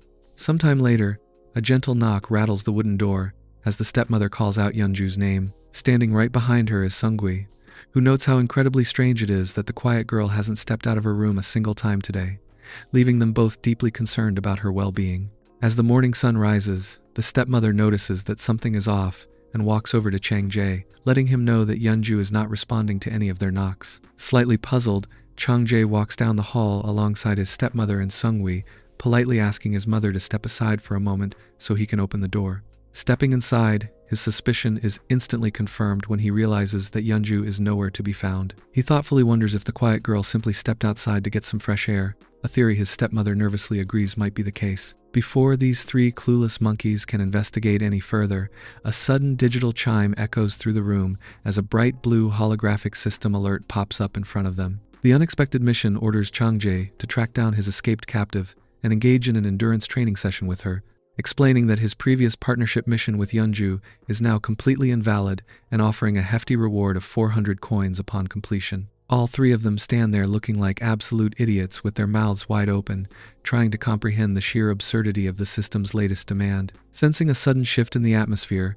his stepmother looks at him with a mix of worry and suspicion, directly asking if anything happened between him and Yeonju earlier, which leaves a heavily sweating Chang-jae stuttering in absolute awkwardness as he struggles to find his words. Their awkward, silent standoff is suddenly cut short by a series of incredibly loud, aggressive bangs rattling the front door, accompanied by an ominous dark mist seeping through the frame. A startled Seungwi frantically asks if Yeonju has already returned, but a cautious Chang-jae quickly shuts down the idea, pointing out that if it were truly Yeonju, she would have simply identified herself, instead of pounding like a wild beast. Sensing immediate danger, he opens the bedroom door and urgently orders his stepmother and Seungwi to go hide inside, just to be safe. Both women quickly scurry into the room, clutching their hands in fear as the heavy silence returns. Approaching the barricaded entrance, Chang-jae demands to know who is outside, only to be met with a desperate, trembling voice. The crying woman on the other side profusely apologizes, begging for help and claiming that her young child has fallen gravely ill. A highly skeptical Chang-jae wonders how on earth a kid could have been dragged into this brutal survival game, prompting the woman to frantically explain that her 7-year-old boy is currently unconscious with a dangerously high fever. When Chang-jae asks why she hasn't sought help from anyone else in her immediate vicinity, she tearfully clutches her shirt, explaining that they have absolutely nobody else to turn to and that this is the first time they have ever encountered another living soul on the island. Sighing deeply, Chang-jae pinches the bridge of his nose, realizing he simply cannot bring himself to ruthlessly turn away a dying child. However, keeping his military guard up, this cautious blockhead sternly commands the stranger to take several steps back, drop any weapons on the ground, close her eyes, and raise her hands in surrender. The woman eagerly complies, and as Chang-jae cautiously slides the high-tech door open, he spots her standing with her hands behind her head, her eyes tightly shut. On the grass lies her discarded spear, but what truly catches his attention is a prominent bloodstain on her leg, which she quickly explains came from a hostile hyena bite. Amazed that she is still standing after such a vicious attack, Chang-jae commands her to stay put and quickly uses his device to materialize 2 red healing potions right on the dirt floor, telling her to take the medicine before sliding the door shut, as she tearfully shouts her profound gratitude. He watches from behind the safety of the closed door, still highly suspicious of this newcomer, and wondering if he should simply chase her away once and for all. Safely back inside, Chang-jae calls out to his stepmother and Seungwi, letting them know the coast is clear and they can safely come out of hiding. As they step back into the living room, his worried stepmother asks if the stranger has finally left.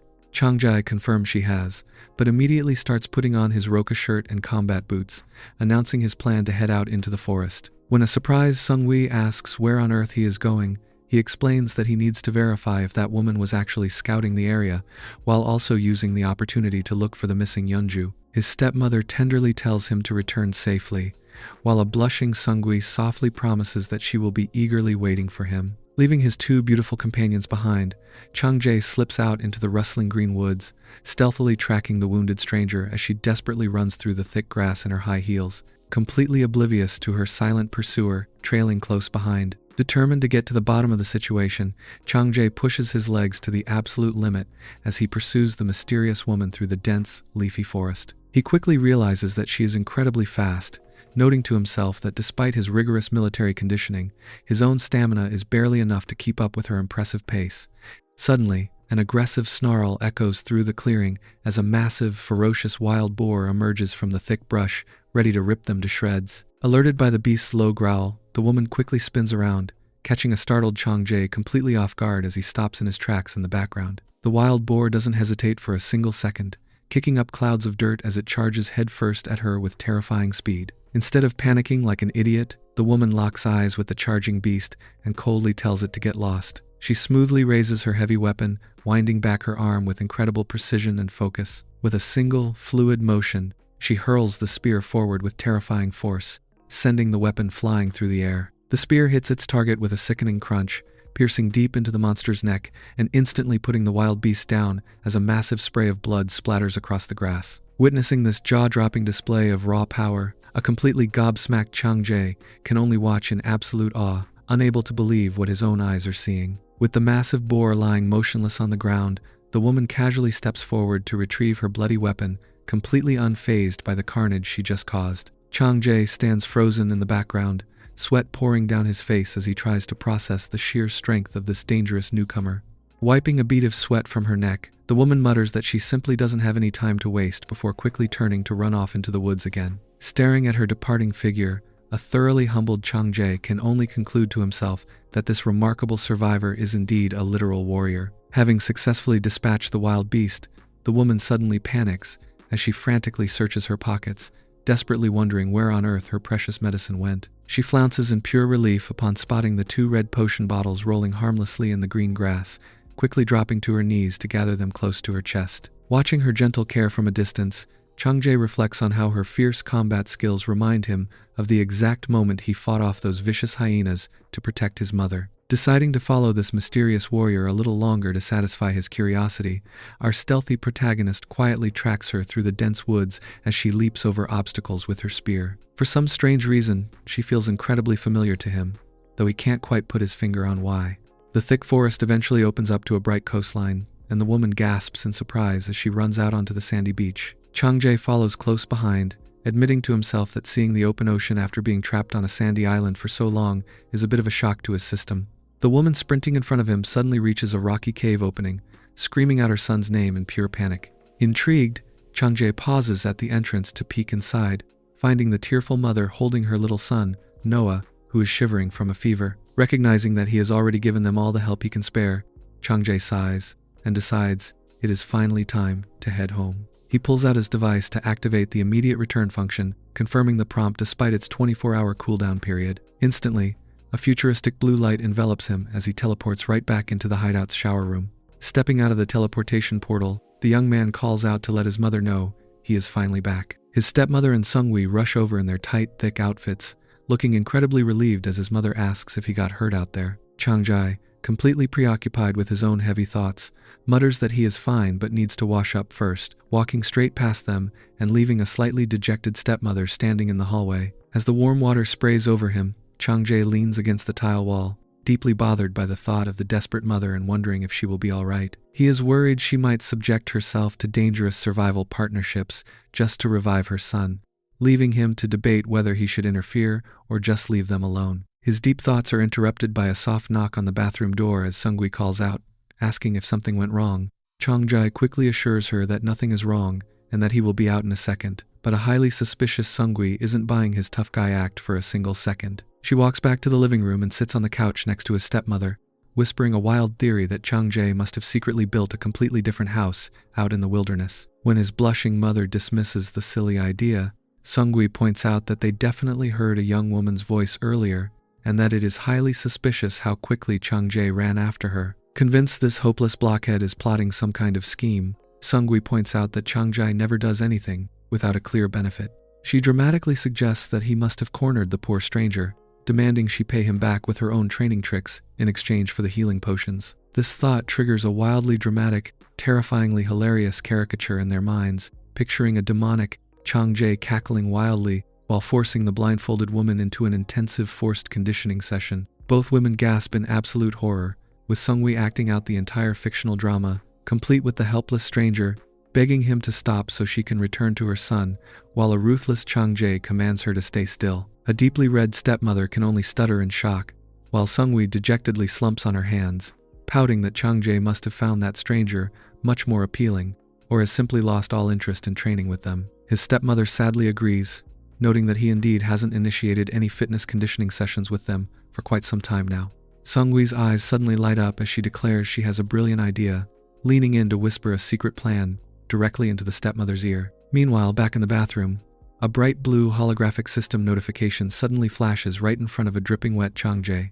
The glowing screen cheerfully informs him that his primary partner's jealousy level has successfully increased, which will now grant him a massive 30% boost to his coin rewards upon his next endurance training session with her. Clad in nothing but a jacket, a completely baffled Chang-jae scratches his head, muttering that this makes absolutely no sense since literally nothing has happened to make his mother jealous. Stepping out of the shower with his jacket securely wrapped around his waist, Chang-jae opens the bathroom door to apologize to his mother, only to instantly freeze as his jaw drops in complete disbelief. Standing directly in front of him are his stepmother and Sungwi, having already discarded their newly purchased jacket in favor of matching, highly thick red and white outfits. Completely taken aback by this sudden fashion show, our dumbfounded protagonist can only look back and forth between them, hesitantly asking what on earth is going on. Before this clueless blockhead can even begin to process the situation, his stepmother steps forward and gently wraps her hands around his dumbbell, softly explaining that they have prepared a special therapeutic muscle recovery service to reward him for all his exhausting manual labor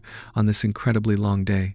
Chang-jae can only offer a weak, confused agreement as Sung-wi eagerly grabs his other dumbbell, playfully pressing against him and reassuring him that they will handle absolutely everything today so he can just sit back and relax. Still completely sweat-dropping and thoroughly bewildered, Chang-jae turns to his mother to ask why on earth they had to put on these specific, highly thick jackets just to help him wind down. In response, his stepmother playfully puts a finger to her lips, telling him to hush before holding his dumbbell even tighter and warmly repeating that this is simply a special recovery service for their hardworking boy. Sung-wi chimes in with a playful wink, teasingly promising that they will give him the ultimate recovery service so he can fully recharge his batteries. Staring at her, a highly confused Chang-jae can't help but wonder to himself when on earth the stubborn girl learned how to wink so smoothly. Cutting his deep thoughts short, his stepmother gently instructs him to go ahead and lie flat on his stomach on the mattress. Realizing there is absolutely no escaping this bizarre cooperative workout, the exhausted soldier finally surrenders to his fate, flopping face down onto the bed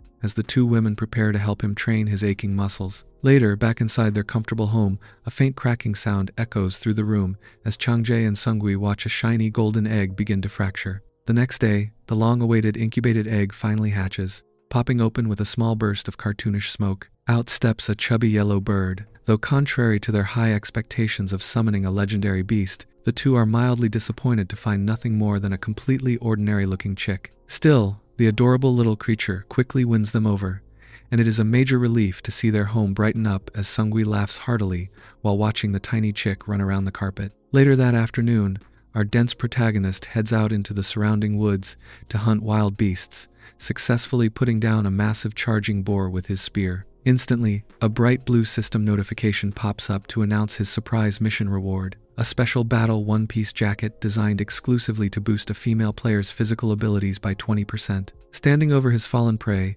Chang-jae sighs in disappointment, muttering that the high defense outfit is only for women and would have been far more useful if it were designed for men. Deciding to look for something else to hunt before heading back, the young man treks deeper into the dense forest, eventually scratching his head as he realizes he has probably gone a bit too far and should start heading back after a quick scan of the area. Suddenly, a loud digital chime echoes through the trees as a blue system alert flashes on his screen, warning him that the runaway captive, Hwang Yeonju, is currently within 20 meters. Staring at his phone in absolute surprise, Chang-jae realizes she is incredibly close. Having been deeply worried about her safety since she vanished an entire day ago, he cautiously looks around the brush, hoping she is still alive and well. Spotting a familiar figure resting against a rock, Chang-jae calls out her name, sending a startled Yeonju jumping in surprise with a quiet gasp. Trembling as she clutches her blue bag, the poor girl looks completely flabbergasted, wondering how on earth he even managed to track her down. As she quickly scrambles to her feet to flee deeper into the woods, Chang-jae frantically calls out to stop her, warning her how incredibly dangerous the wild forest is, and urging her to return home since everyone has been worried sick about her. Before she can run any further, a bright blue system alarm suddenly materializes in midair, presenting yet another ridiculous surprise mission.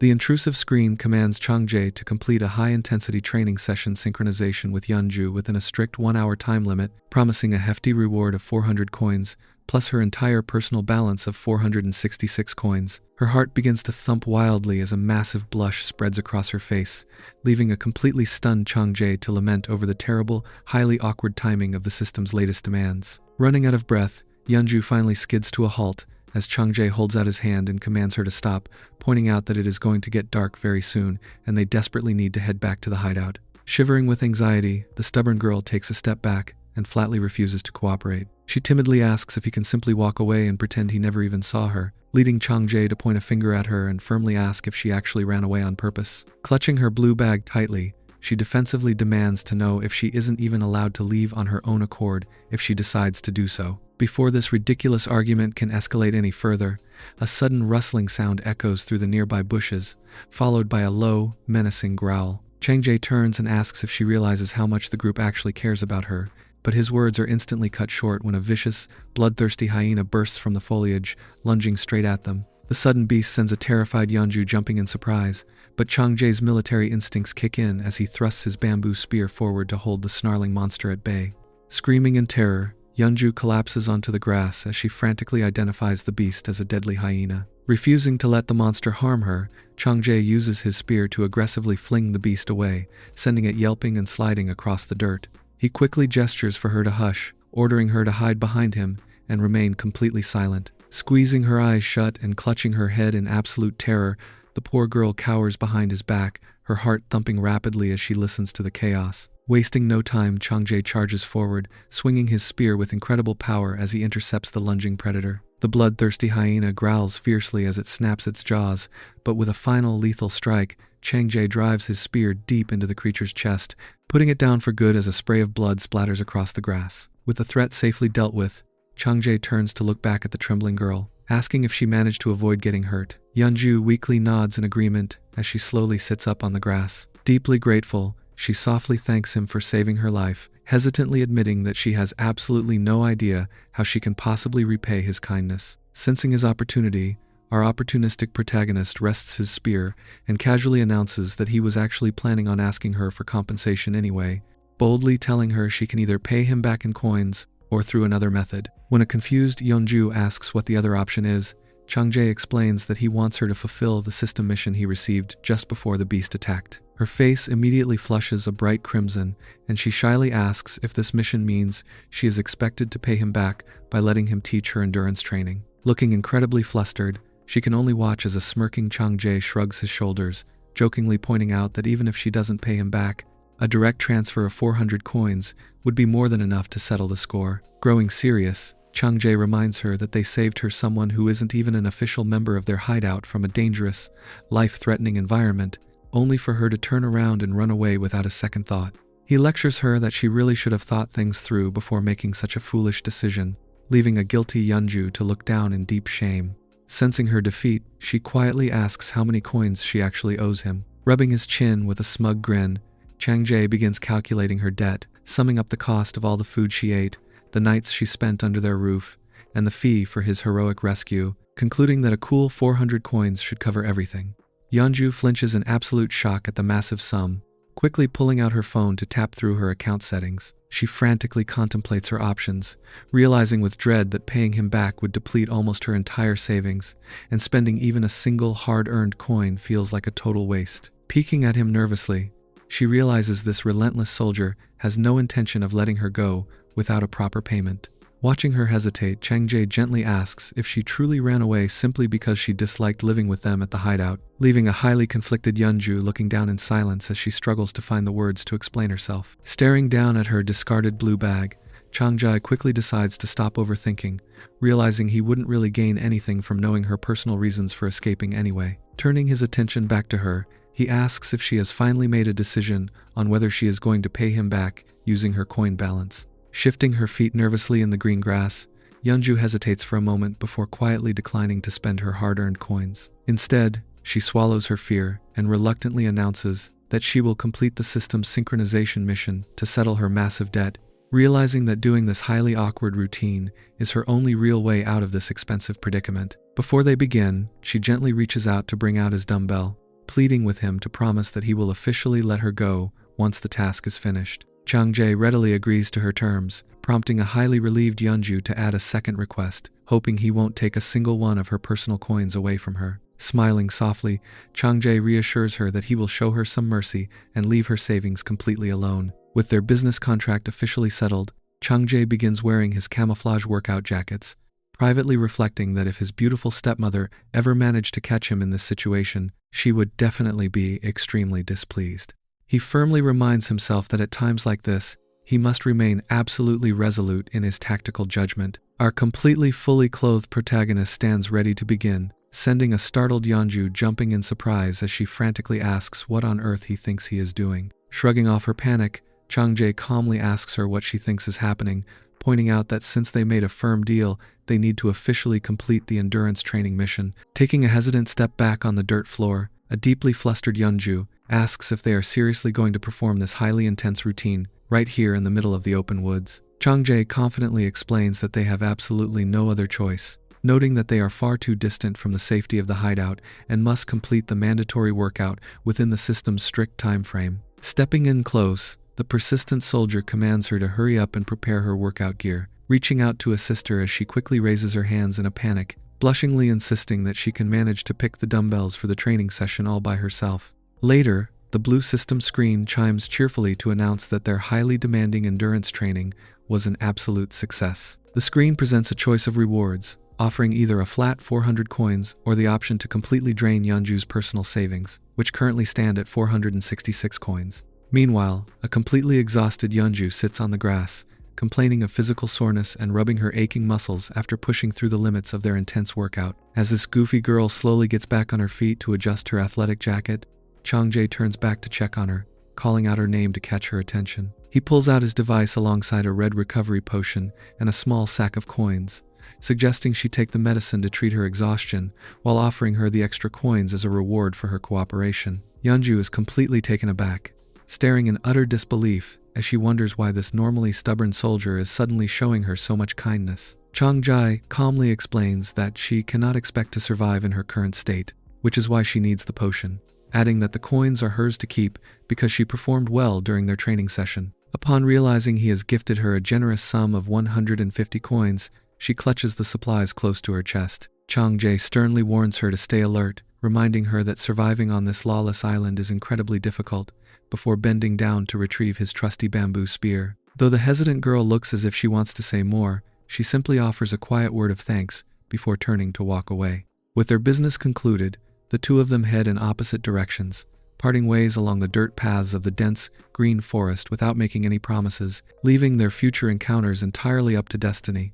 A few days pass peacefully on the island, and the scene shifts to the rugged cliffside outside their hideout, where a high-tech surveillance camera has been mounted above the reinforced metal entrance. Inside, Changjae, his beautiful stepmother, and Seonggui are gathered around a computer monitor. Changjae proudly explains that with this new security system, they will immediately know whenever an intruder approaches their base, prompting an excited Seonggui to marvel at the high resolution of the feed. However, the blonde girl quickly crosses her arms and questions the purchase, pointing out that such high-tech equipment must have been incredibly expensive for someone with a limited coin balance. Changjae flinches in a sudden sweat, quickly laughing off her suspicion by claiming he bought the camera with the coins he accumulated from hunting wild beasts over the past few days. In reality, this sly protagonist knows he can absolutely never admit that those coins were actually earned through his highly intense conditioning training session with Yeonju. Desperate to change the subject, he nervously suggests they try zooming in on the monitor, which prompts both women to gasp in surprise as they spot a sudden movement on the screen.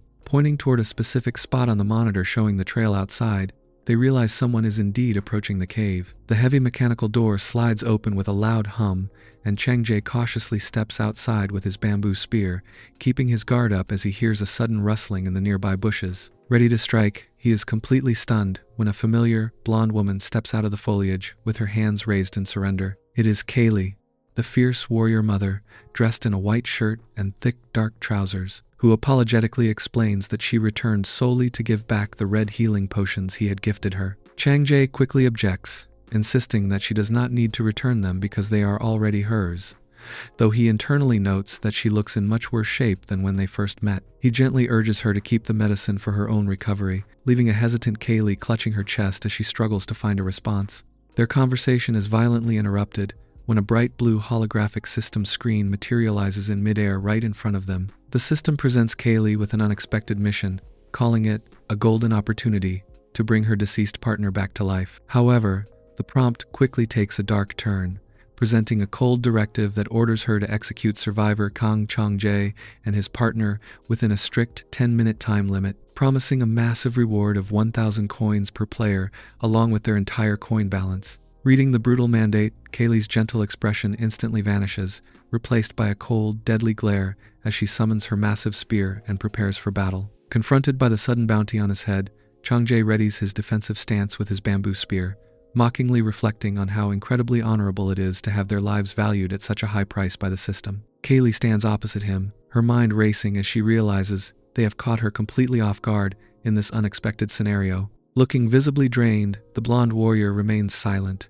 her breathing heavy as she tries to maintain her balance. Changjae demands to know what she is doing, and if she seriously intends to attack him with the weapon she is holding. However, before the fight can even begin, the exhausted woman clutches her head in pain, weakly muttering that she simply cannot go on any longer, before dropping her spear and collapsing helplessly onto the grass. Observing the commotion from inside, Changjae's beautiful stepmother, Seol-young, rushes out to join him. Our cautious protagonist keeps his spear raised, wondering what kind of cheap trick this stranger is trying to play on them as Kaylee lies whimpering on the dirt floor. Sensing the rising tension, Seol-young gently steps forward and places a hand on Changjae's spear to stop him from attacking. A startled Changjae immediately warns his mother that the forest is far too dangerous, urging her to explain why she even came outside in the first place. Seol-young simply offers a warm smile and tells him everything is fine, calmly stepping past him and instructing him to leave the delicate situation entirely to her.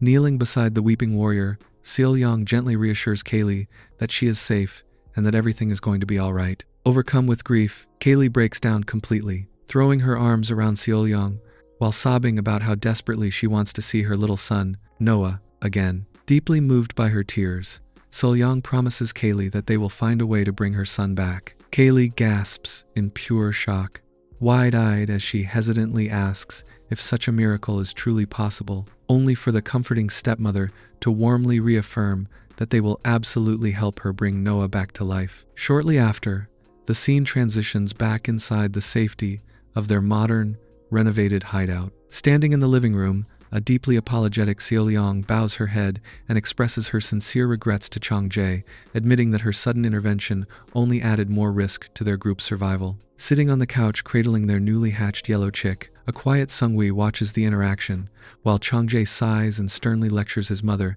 that she absolutely cannot pull a reckless stunt like that next time. To melt away his frustration, Seol-young steps forward and wraps her arms around his dumbbell, promising she will never do it again. The quiet moment is interrupted by the creaking of a door as Kaylee steps out of the back room, looking incredibly shy as she asks if it is truly acceptable for her to wear these specific clothes. She reveals a stunning outfit consisting of a thick white tank jacket and form-fitting red thick pants. Observing her from his spot, Changjae silently notes that his stepmother must have been the one to choose those clothes, admitting to himself that if he had been the one to pick such a highly sussy outfit, he would have definitely been labeled a complete creep for harassment. Sungwi's jaw drops as she points at the newcomer, suddenly realizing that the woman standing before them is actually the famous professional volleyball player, Kaylee Wilson. A surprised Kaylee confirms that it is indeed her, prompting a highly confused Changjae to ask what on earth they are talking about. Sungwi explains that Kaylee used to play for the Axe Construction professional team,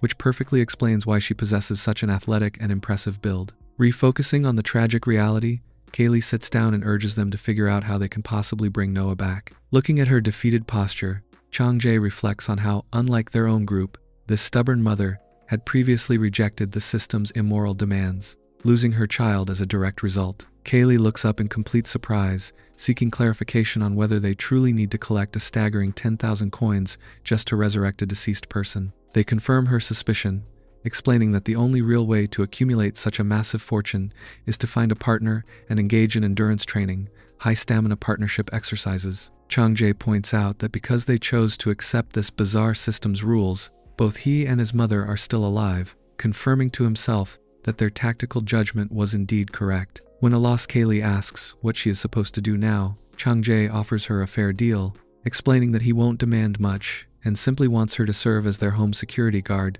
to protect the girls from outside threats. All three women look at him with completely blank, comical expressions before Kaylee hesitantly points out that she isn't even that good at fighting anyway, prompting a curious Changjae to ask if there is something else she is hiding. Blushing deeply, Kaylee nervously shifts on the couch and admits that her combat skills are not the real issue. She gently takes Seol-young by the hand, politely asking the older woman to step aside with her for a brief moment. Whispering softly into her ear, a highly flustered Kaylee shyly confesses that the only man she has ever done fitness conditioning with in her entire life was her late partner. Seol-young looks surprised and points out that she surely must have been incredibly popular among men during her professional career. However, Kaylee looks down in pure embarrassment, admitting that she was actually much more popular among women and had always kept her partner by her side since they were very young, leaving her completely inexperienced with anyone else in this lawless world. Seol-young is completely shocked to learn that Kaylee has been with her partner since they were very young, processing the sweet but surprising realization that the fierce warrior actually married her childhood friend. Kaylee sheepishly nods to confirm the marriage, but adds a rather awkward detail, admitting that they actually did not share a high-intensity training session. As Kaylee sits huddled on the floor in her thick white jacket, looking incredibly flustered, Seol-young dismisses her worries with a gentle wave of her hand, assuring her that if that is the case, then everything is perfectly fine. Leaving the athletic newcomer, completely bewildered by her easygoing reaction, Seol-young leans in to whisper a massive secret, confessing that she herself had actually never tried any form of fitness conditioning before arriving on this lawless island. Kaylee is left in utter disbelief by this mind-blowing revelation, gasping as her jaw drops in pure shock. A short while later, the two women return to the living room, where a highly curious Chang-jae immediately demands to know what on earth they were whispering about. Seol-young simply flashes a beautiful, teasing smile and tells him that he has absolutely no need to know, leaving our suspicious protagonist sweating as he wonders what they are hiding and if it is truly safe for him to be kept completely in the dark. Stepping forward with a determined look, Kaylee gathers her resolve and announces that she is ready to participate in their cooperative survival workouts, politely asking Chang-jae to take good care of her. Wearing a confident smirk, Chang-jae reassures her that she made the absolute right decision and looks forward to working with her. Suddenly, a bright blue holographic system screen flashes in midair, presenting 3 contract options to register the new survivor: changing the main partner, registering her as a sub-partner, or registering her under a highly restricted subordinate contract. Kaylee is startled upon seeing the third option, wondering what on earth such a strict arrangement entails as she sits nervously on the couch. The blue system screen quickly provides the details, explaining that a subordinate contract places numerous strict limitations on the partner, but in exchange, it significantly boosts their coin-earning potential. Under these rules, the restricted partner is completely locked out of using the virtual store and can only spend their hard-earned coins on resurrecting the dead or escaping the island, with the added penalty that any accumulated balance will be permanently erased if the contract type is ever changed. To summarize the mechanics, choosing this highly intensive contract boosts their total coin gain by an impressive 125%. However, as a playful system illustration shows, the coin distribution is heavily skewed, with only 25% going to the master, while 100% is funneled directly to the subordinate, resulting in the master earning fewer immediate coins overall. Instead, the subordinate must completely obey the master's training commands and endure various system penalties. Kaylee thoughtfully processes these harsh terms, realizing that complete obedience is a very small price to pay, and that for the sake of reviving her beloved son, she has absolutely nothing to lose. Chang-jae turns to her, asking what she wants to do next. Stealing her resolve, Kaylee boldly announces that if it is possible, she would like to be registered under the strict subordinate contract. Chang-jae rubs his chin and points out the financial catch, reminding her that while she will accumulate massive coins for her resurrection fund, he will only receive a small 25% cut, meaning she will also have to pay her own share of coins to cover her living expenses at the hideout. Undeterred, the stubborn girl firmly replies that she is fully prepared to work as much as she gets paid. Externally, our sly protagonist maintains a cool, detached expression. But internally, the clever soldier is plotting his next move, realizing that if he wants to successfully manage this powerful warrior and maintain his authority, he needs to play hard to get with her at least once. To seal the contract, a pleading Kaylee clasps her hands together, begging him to accept her proposal. The system chimes loudly to confirm that female player Kaylee Wilson has officially agreed to be registered as his subordinate, pledging a solemn oath to provide satisfactory conditioning services directly to her master. Chang-jae is secretly thrilled, noting that she fell for his tactical negotiation hook, line, and sinker.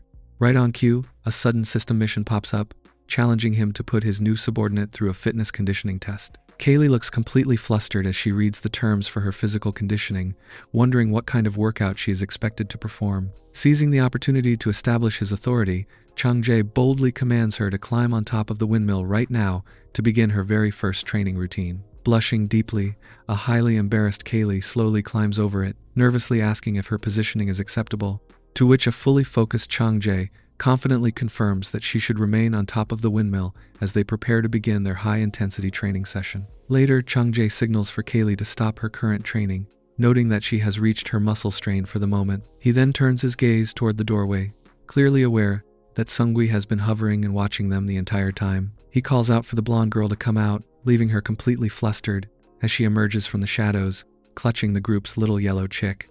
She stammeringly tries to explain herself, but when Chang-jae casually remarks that he would love to perform another training session with her right now, she quickly retreats, insisting she will return later. As she kneels to set the little bird down, Changjae watches her with a smirk, while Seungwi pouts and calls him an absolute disgrace for his blunt behavior. Seungwi demands to know if he has been aware of her presence the whole time, to which a relaxed Changjae teasingly replies that she is the cutest girl he knows and asks if she would like to join in for another round of endurance training. The flustered girl lets out a soft cry of embarrassment as she tries to pull away from his grip, but Changjae remains cool, while Seungwi's mother and Kaylee watch the awkward scene unfold with passive interest. Changjae turns to Seo Leong to ask for some water, which she graciously provides, and as he drinks, Kaylee leans in to offer her assistance in cleaning the machine up. Watching this, Seungwi stands by with a mix of jealousy and confusion, wondering why her mother is watching her potential partner with such a strange expression. After the session ends and the girls retreat, Changjae finds himself alone with his thoughts, staring at his phone as a sudden system alert triggers. He watches in surprise as a holographic projection of the entire island map appears in the air. He realizes that the island is divided into 3 distinct regions, with a green safe zone at the top, a yellow border zone in the middle, and a dangerous red hazard zone at the bottom, marked with a mysterious question mark icon. Seungwi, who had crept back into the room, gasps as she stares at the projection, realizing that they have been living inside the hazard zone all along. Changjae notes that this explains why they have been constantly running into life-threatening dangers and monsters since they arrived. Seungwi suggests that they should just pack up and move to the northern safe zone, but a thoughtful Changjae shakes his head, concluding that their current location is likely the safest place for them at the moment. He explains his reasoning, realizing that because the safe zone has no wild animals, it is almost certainly where all the other desperate survivors have gathered to hide. Seungwi has a sudden realization, agreeing that a crowded area full of unknown people is probably more dangerous than the monsters they are already used to fighting. Left alone with his device, Changjae contemplates his next move.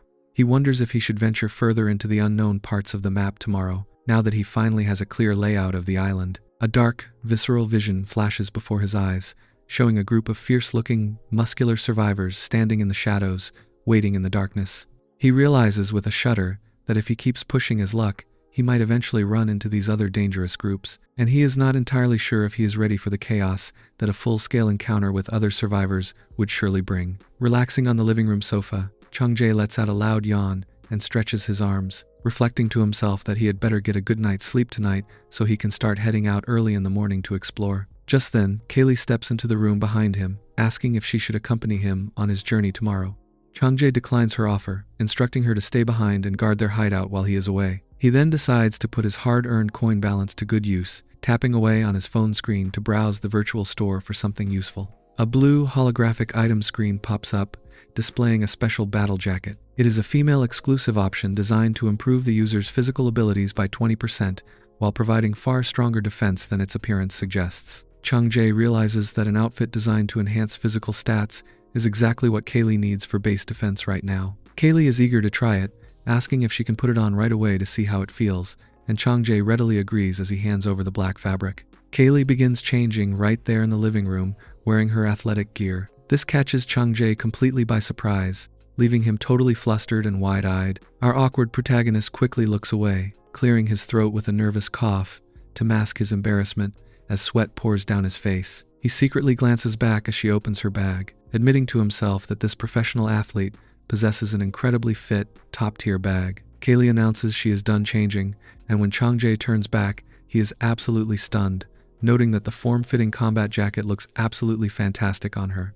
Upon closer inspection, however, Changjae notices a highly proper zipper design on the jacket, letting out a soft sigh as he silently reflects on the downright bizarre and proper imaginations of the virtual games developers. Trying to focus on the practical benefits, Changjae asks her what she thinks of the jacket and if she actually feels any stronger. Kaylee raises an arm and hesitantly replies that she is not entirely sure yet. Hoping to test the suit's physical stat boost, Changjae suggests they have a quick arm wrestling match over at the kitchen table, which Kaylee nervously agrees to try. The two of them sit down opposite each other at the table, locking hands as they prepare to test their strength. Changjae confidently grips her hand and tells her not to hold back, as this overly proud blockhead internally notes that there is absolutely no way he would ever lose a test of strength to her. Kaylee prepares herself, and Changjae suddenly flinches, swallowing hard as he realizes her arm feels as solid as a rock. Kaylee resolutely announces that she is ready to begin, and immediately applies pressure, slamming her hand down. Chang Jae's jaw drops in absolute shock as he is completely overwhelmed by her immense power, desperately crying out for a timeout as his arm is forced down toward the table. Realizing he is completely outmatched, our thoroughly humbled monkey quickly halts the match and surrenders, admitting to himself that he needs to back down immediately before he ends up looking like an absolute fool. Kaylee looks completely startled and apologetic, raising her hands in worry as she wonders if she went a bit too far. Chang Jae quickly scratches his head and laughs it off, claiming her overwhelming strength must be due to the combat suit's special stat boost. However, as she proudly stretches, Chang Jae is secretly relieved, realizing that even though he lost, he can now rest easy, knowing their hideout will be perfectly safe under her watchful eye. The scene transitions to later that night, showing a quiet bedroom illuminated by a single bedside lamp. Chang Jae lies flat on his back in bed, letting out a deep sigh as he realizes he simply cannot fall asleep for some reason. Suddenly, a soft knock rattles his bedroom door, and a gentle voice calls out through the frame, asking if he is still awake. Chang Jae sits up in bed, letting her know he is wide awake and inviting his mother to come inside. The door clicks open as Seo Young steps into the room clad in a plush white jacket, softly expressing her hope that she isn't disturbing him. Chang Jae quickly reassures her that she isn't disturbing him at all, politely asking how he can help her. Seo Young steps closer to the edge of his bed, quietly explaining that she came to visit him tonight because she won't be able to see him for a while after he departs on his early morning exploration. Standing in the quiet bedroom, Chang Jae gently explains to his stepmother that he most likely won't be able to get back within a single day, but promises he will do his absolute best to return as soon as possible. Seo Young quietly accepts this, stepping closer as Chang Jae wraps his arms around his dumbbells to embrace it tightly. He reassures her, telling his mother not to worry because he is guaranteed to return safe and sound.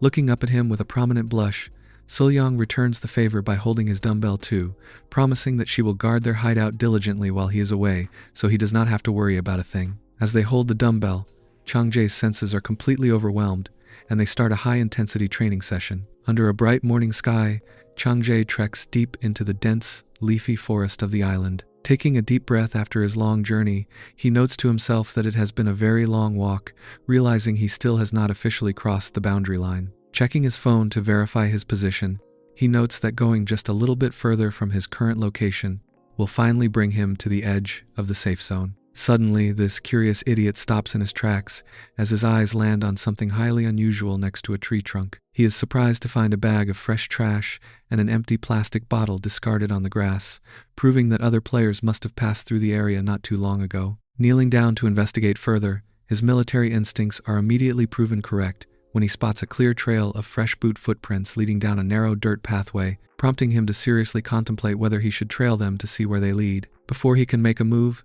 the faint sound of voices echoing through the trees catches his attention. Realizing how incredibly dangerous a sudden encounter with strangers could be, he quickly ducks down to hide himself behind a dense green bush. Peeking through the leaves, he spots a young man in a white dress shirt firmly holding onto a beautiful, dark-haired woman, demanding that she stay completely still. The woman looks highly distressed, demanding to know the exact reason why they are resorting to these desperate training measures, to which the man sternly replies that he is only doing this because he witnessed the truth with his own eyes. He holds her by the shoulder, confidently explaining that they will finally be able to escape this lawless nightmare if they can just focus on collecting coins as quickly as possible. Hidden in his bush, a completely gobsmacked Chang Jae stands frozen, trying to process the mind-blowing realization that there is actually a way to escape this island once and for all. Raising her hand, the young woman stops the man's advances, calmly stating that she would like to verify the details with her own eyes first. The man looks highly confused, shrugs, and asks if she is implying that she does not trust him, adding that he is deeply disappointed in her behavior after everything he has done for her sake. Stuttering in embarrassment, the flustered girl quickly denies wanting to offend him, though she internally worries about her next move, realizing that this pushy guy clearly expects them to engage in an endurance training right now. Standing nervously on the dirt trail, she quietly sighs as she contemplates whether she should pretend to go along with his demands for the time being. Making up her mind, she reluctantly agrees to do as he says, prompting a sly smirk from the man who pats her shoulder and calls it a smart decision. She keeps her true motive hidden, silently resolving that she simply needs to discover the escape location by herself. The greedy man is secretly thrilled, thinking that all the other survivors back at their hideout made the exact same choice anyway, and rejoices that he can finally complete his long-awaited synchronization. He grabs her, loudly declaring that she can leave absolutely everything to him from now on. Watching them walk down the path, Chang Jae decides he had better trail them for now, to see what they are plotting. Pushing his way through the dense forest, he eventually emerges into a massive clearing, standing in absolute awe as his jaw drops at the sight of a highly established, heavily fortified survivor village filled with wooden cabins, watchtowers, and fences. His amazement is cut short when he spots two heavily armed patrollers walking with burning torches, prompting him to quickly realize he needs to hide immediately. Slipping behind some large wooden storage barrels, he lets out a quiet sigh of relief, noting that he would be in deep trouble if those clueless guards caught him lurking around. He quietly sneaks inside a dark wooden storage barn just behind the couple, reminding himself to remain extremely cautious. Inside the dark room, the woman shifts nervously, asking if he could at least reveal the escape location before they begin their training. Instead of answering, the man quickly spins around and aggressively pins her against the windmill, causing her to let out a startled shriek of terror. Trembling all over, she tearfully demands to know what on earth is wrong with him, sobbing that he is scaring her and pleading with him to stop. She desperately tries to push his hands away, but the aggressive man simply squeezes the windmill button tightly, forcing her to look at him. She cries out that she never should have trusted him, asking if he lied about the escape location as well, but the ruthless guy simply dismisses her tears, muttering that she sure talks a lot and reiterating that he was not lying about the escape point. He aggressively initiates a high-intensity training session, completely ignoring her panicked cries as she demands to know why he won't stop. Watching this intense confrontation unfold from his hiding spot, a shocked Chang Jae is suddenly startled when his phone vibrates and emits an incredibly loud, high-tech electronic chime. He stares at his screen in absolute horror as a bright blue holographic notification cheerfully informs him that he has been awarded 200 coins for peeping on other players synchronizing, leaving him sweating bullets as he realizes his cover is officially blown by his own goofy device. The chime echoes loudly through the dark barn,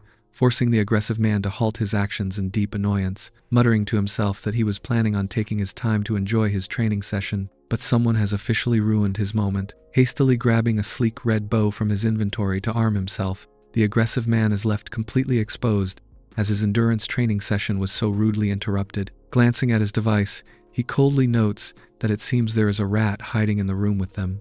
With a sinister smirk, the hostile attacker smoothly draws back a sharp arrow, fully prepared to hunt down whoever dared to intrude on his training session. Before Chang Jae can even make a move to escape, loud, frantic alarms echo all across the survivor village, with angry voices shouting that they have finally spotted the intruder. Our highly unlucky protagonist stands frozen in absolute panic, internally cursing his terrible luck as he realizes he is about to face some incredibly severe consequences just for observing their synchronization. The alarms blare loudly through the survivor village, as 3 angry guards spot Chang Jae and immediately begin sprinting toward him. Clutching his baseball bat, our startled protagonist quickly realizes he has been cornered and needs to get out of there as fast as his legs can carry him. Just as he prepares to make a run for it, a sharp arrow whizzes past, embedding itself in the dirt near his boots. Realizing the immediate danger, Chang Jae quickly bolts down the trail, trying to remember the escape directions he overheard and hoping that heading west will lead him to safety. The escape is far from easy, however,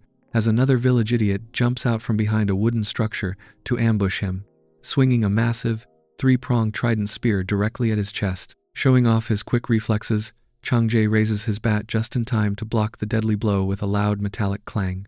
Pushing past the startled attacker, Chang Jae keeps his focus on escaping this dangerous place. Meanwhile, the leader of the survivors runs down the main path, greedily commanding his men to hunt down the intruder and strip him of his valuable items. The goons raise their weapons in agreement, fully determined to take Chang Jae down. Despite another survivor trying to intercept him, Chang Jae easily maneuvers past the group, leaving his slow pursuers eating his dust. The blonde, pointy-haired goon quickly runs out of breath, panting heavily as he admits that catching up to the soldier's impressive speed is practically impossible. Catching up to his tired subordinate, the leader realizes they are on the verge of losing their target, noting that chasing him beyond the upcoming bridge will be far too difficult. Unwilling to let him get away, the leader decides to take matters into his own hands, confidently aiming his weapon. The leader knocks a sharp arrow, drawing back his red bow as he takes careful aim at the fleeing soldier. He releases the arrow, which tears through the forest canopy with terrifying speed. Senses flaring, Chang Jae lets out a startled shout as the projectile narrowly misses him, thudding harmlessly into the grass right next to his boots. Frustrated by the near miss, the stubborn leader curses the slippery target and immediately knocks a second arrow, confident that his next shot will find its mark. He fires again, and this time, the arrow whizzes so close to Chang Jae that it knocks the baseball bat clean out of his hands. The sheer momentum forces Chang Jae to spin around, but his relief is short-lived when he feels a sharp sting on his cheek. Wiping his face,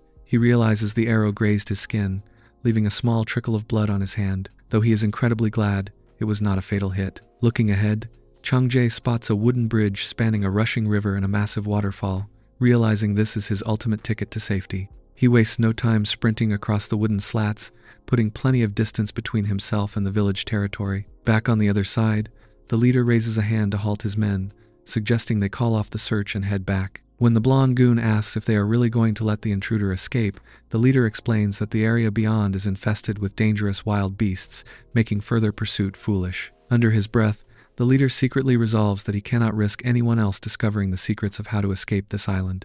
He sternly orders his subordinates to turn back before they all end up dead, and the group reluctantly complies. Meanwhile, a completely exhausted Changjae collapses onto the grass, panting heavily as he tries to process how close he came to being hunted down like a wild animal. As he catches his breath, a strange, glowing golden magic circle suddenly materializes on the grass right in front of him. Approaching the glowing symbol, Changjae realizes this must be the mysterious clue the other survivor mentioned earlier. He steps directly onto the illuminated platform, hoping it holds the key to his survival. However, when he pulls out his phone to check for system updates, he is disappointed to find that the device is completely unresponsive. Realizing his trusty phone is of no use here, Changjae kneels down and gently presses his palm against the glowing golden circle, waiting to see what mysterious secrets it will reveal. The golden magic circle hums with power under Changjae's hand, prompting a look of pure confusion from our brave but clueless soldier. Before he can react, a massive, blinding pillar of golden light erupts from the ground,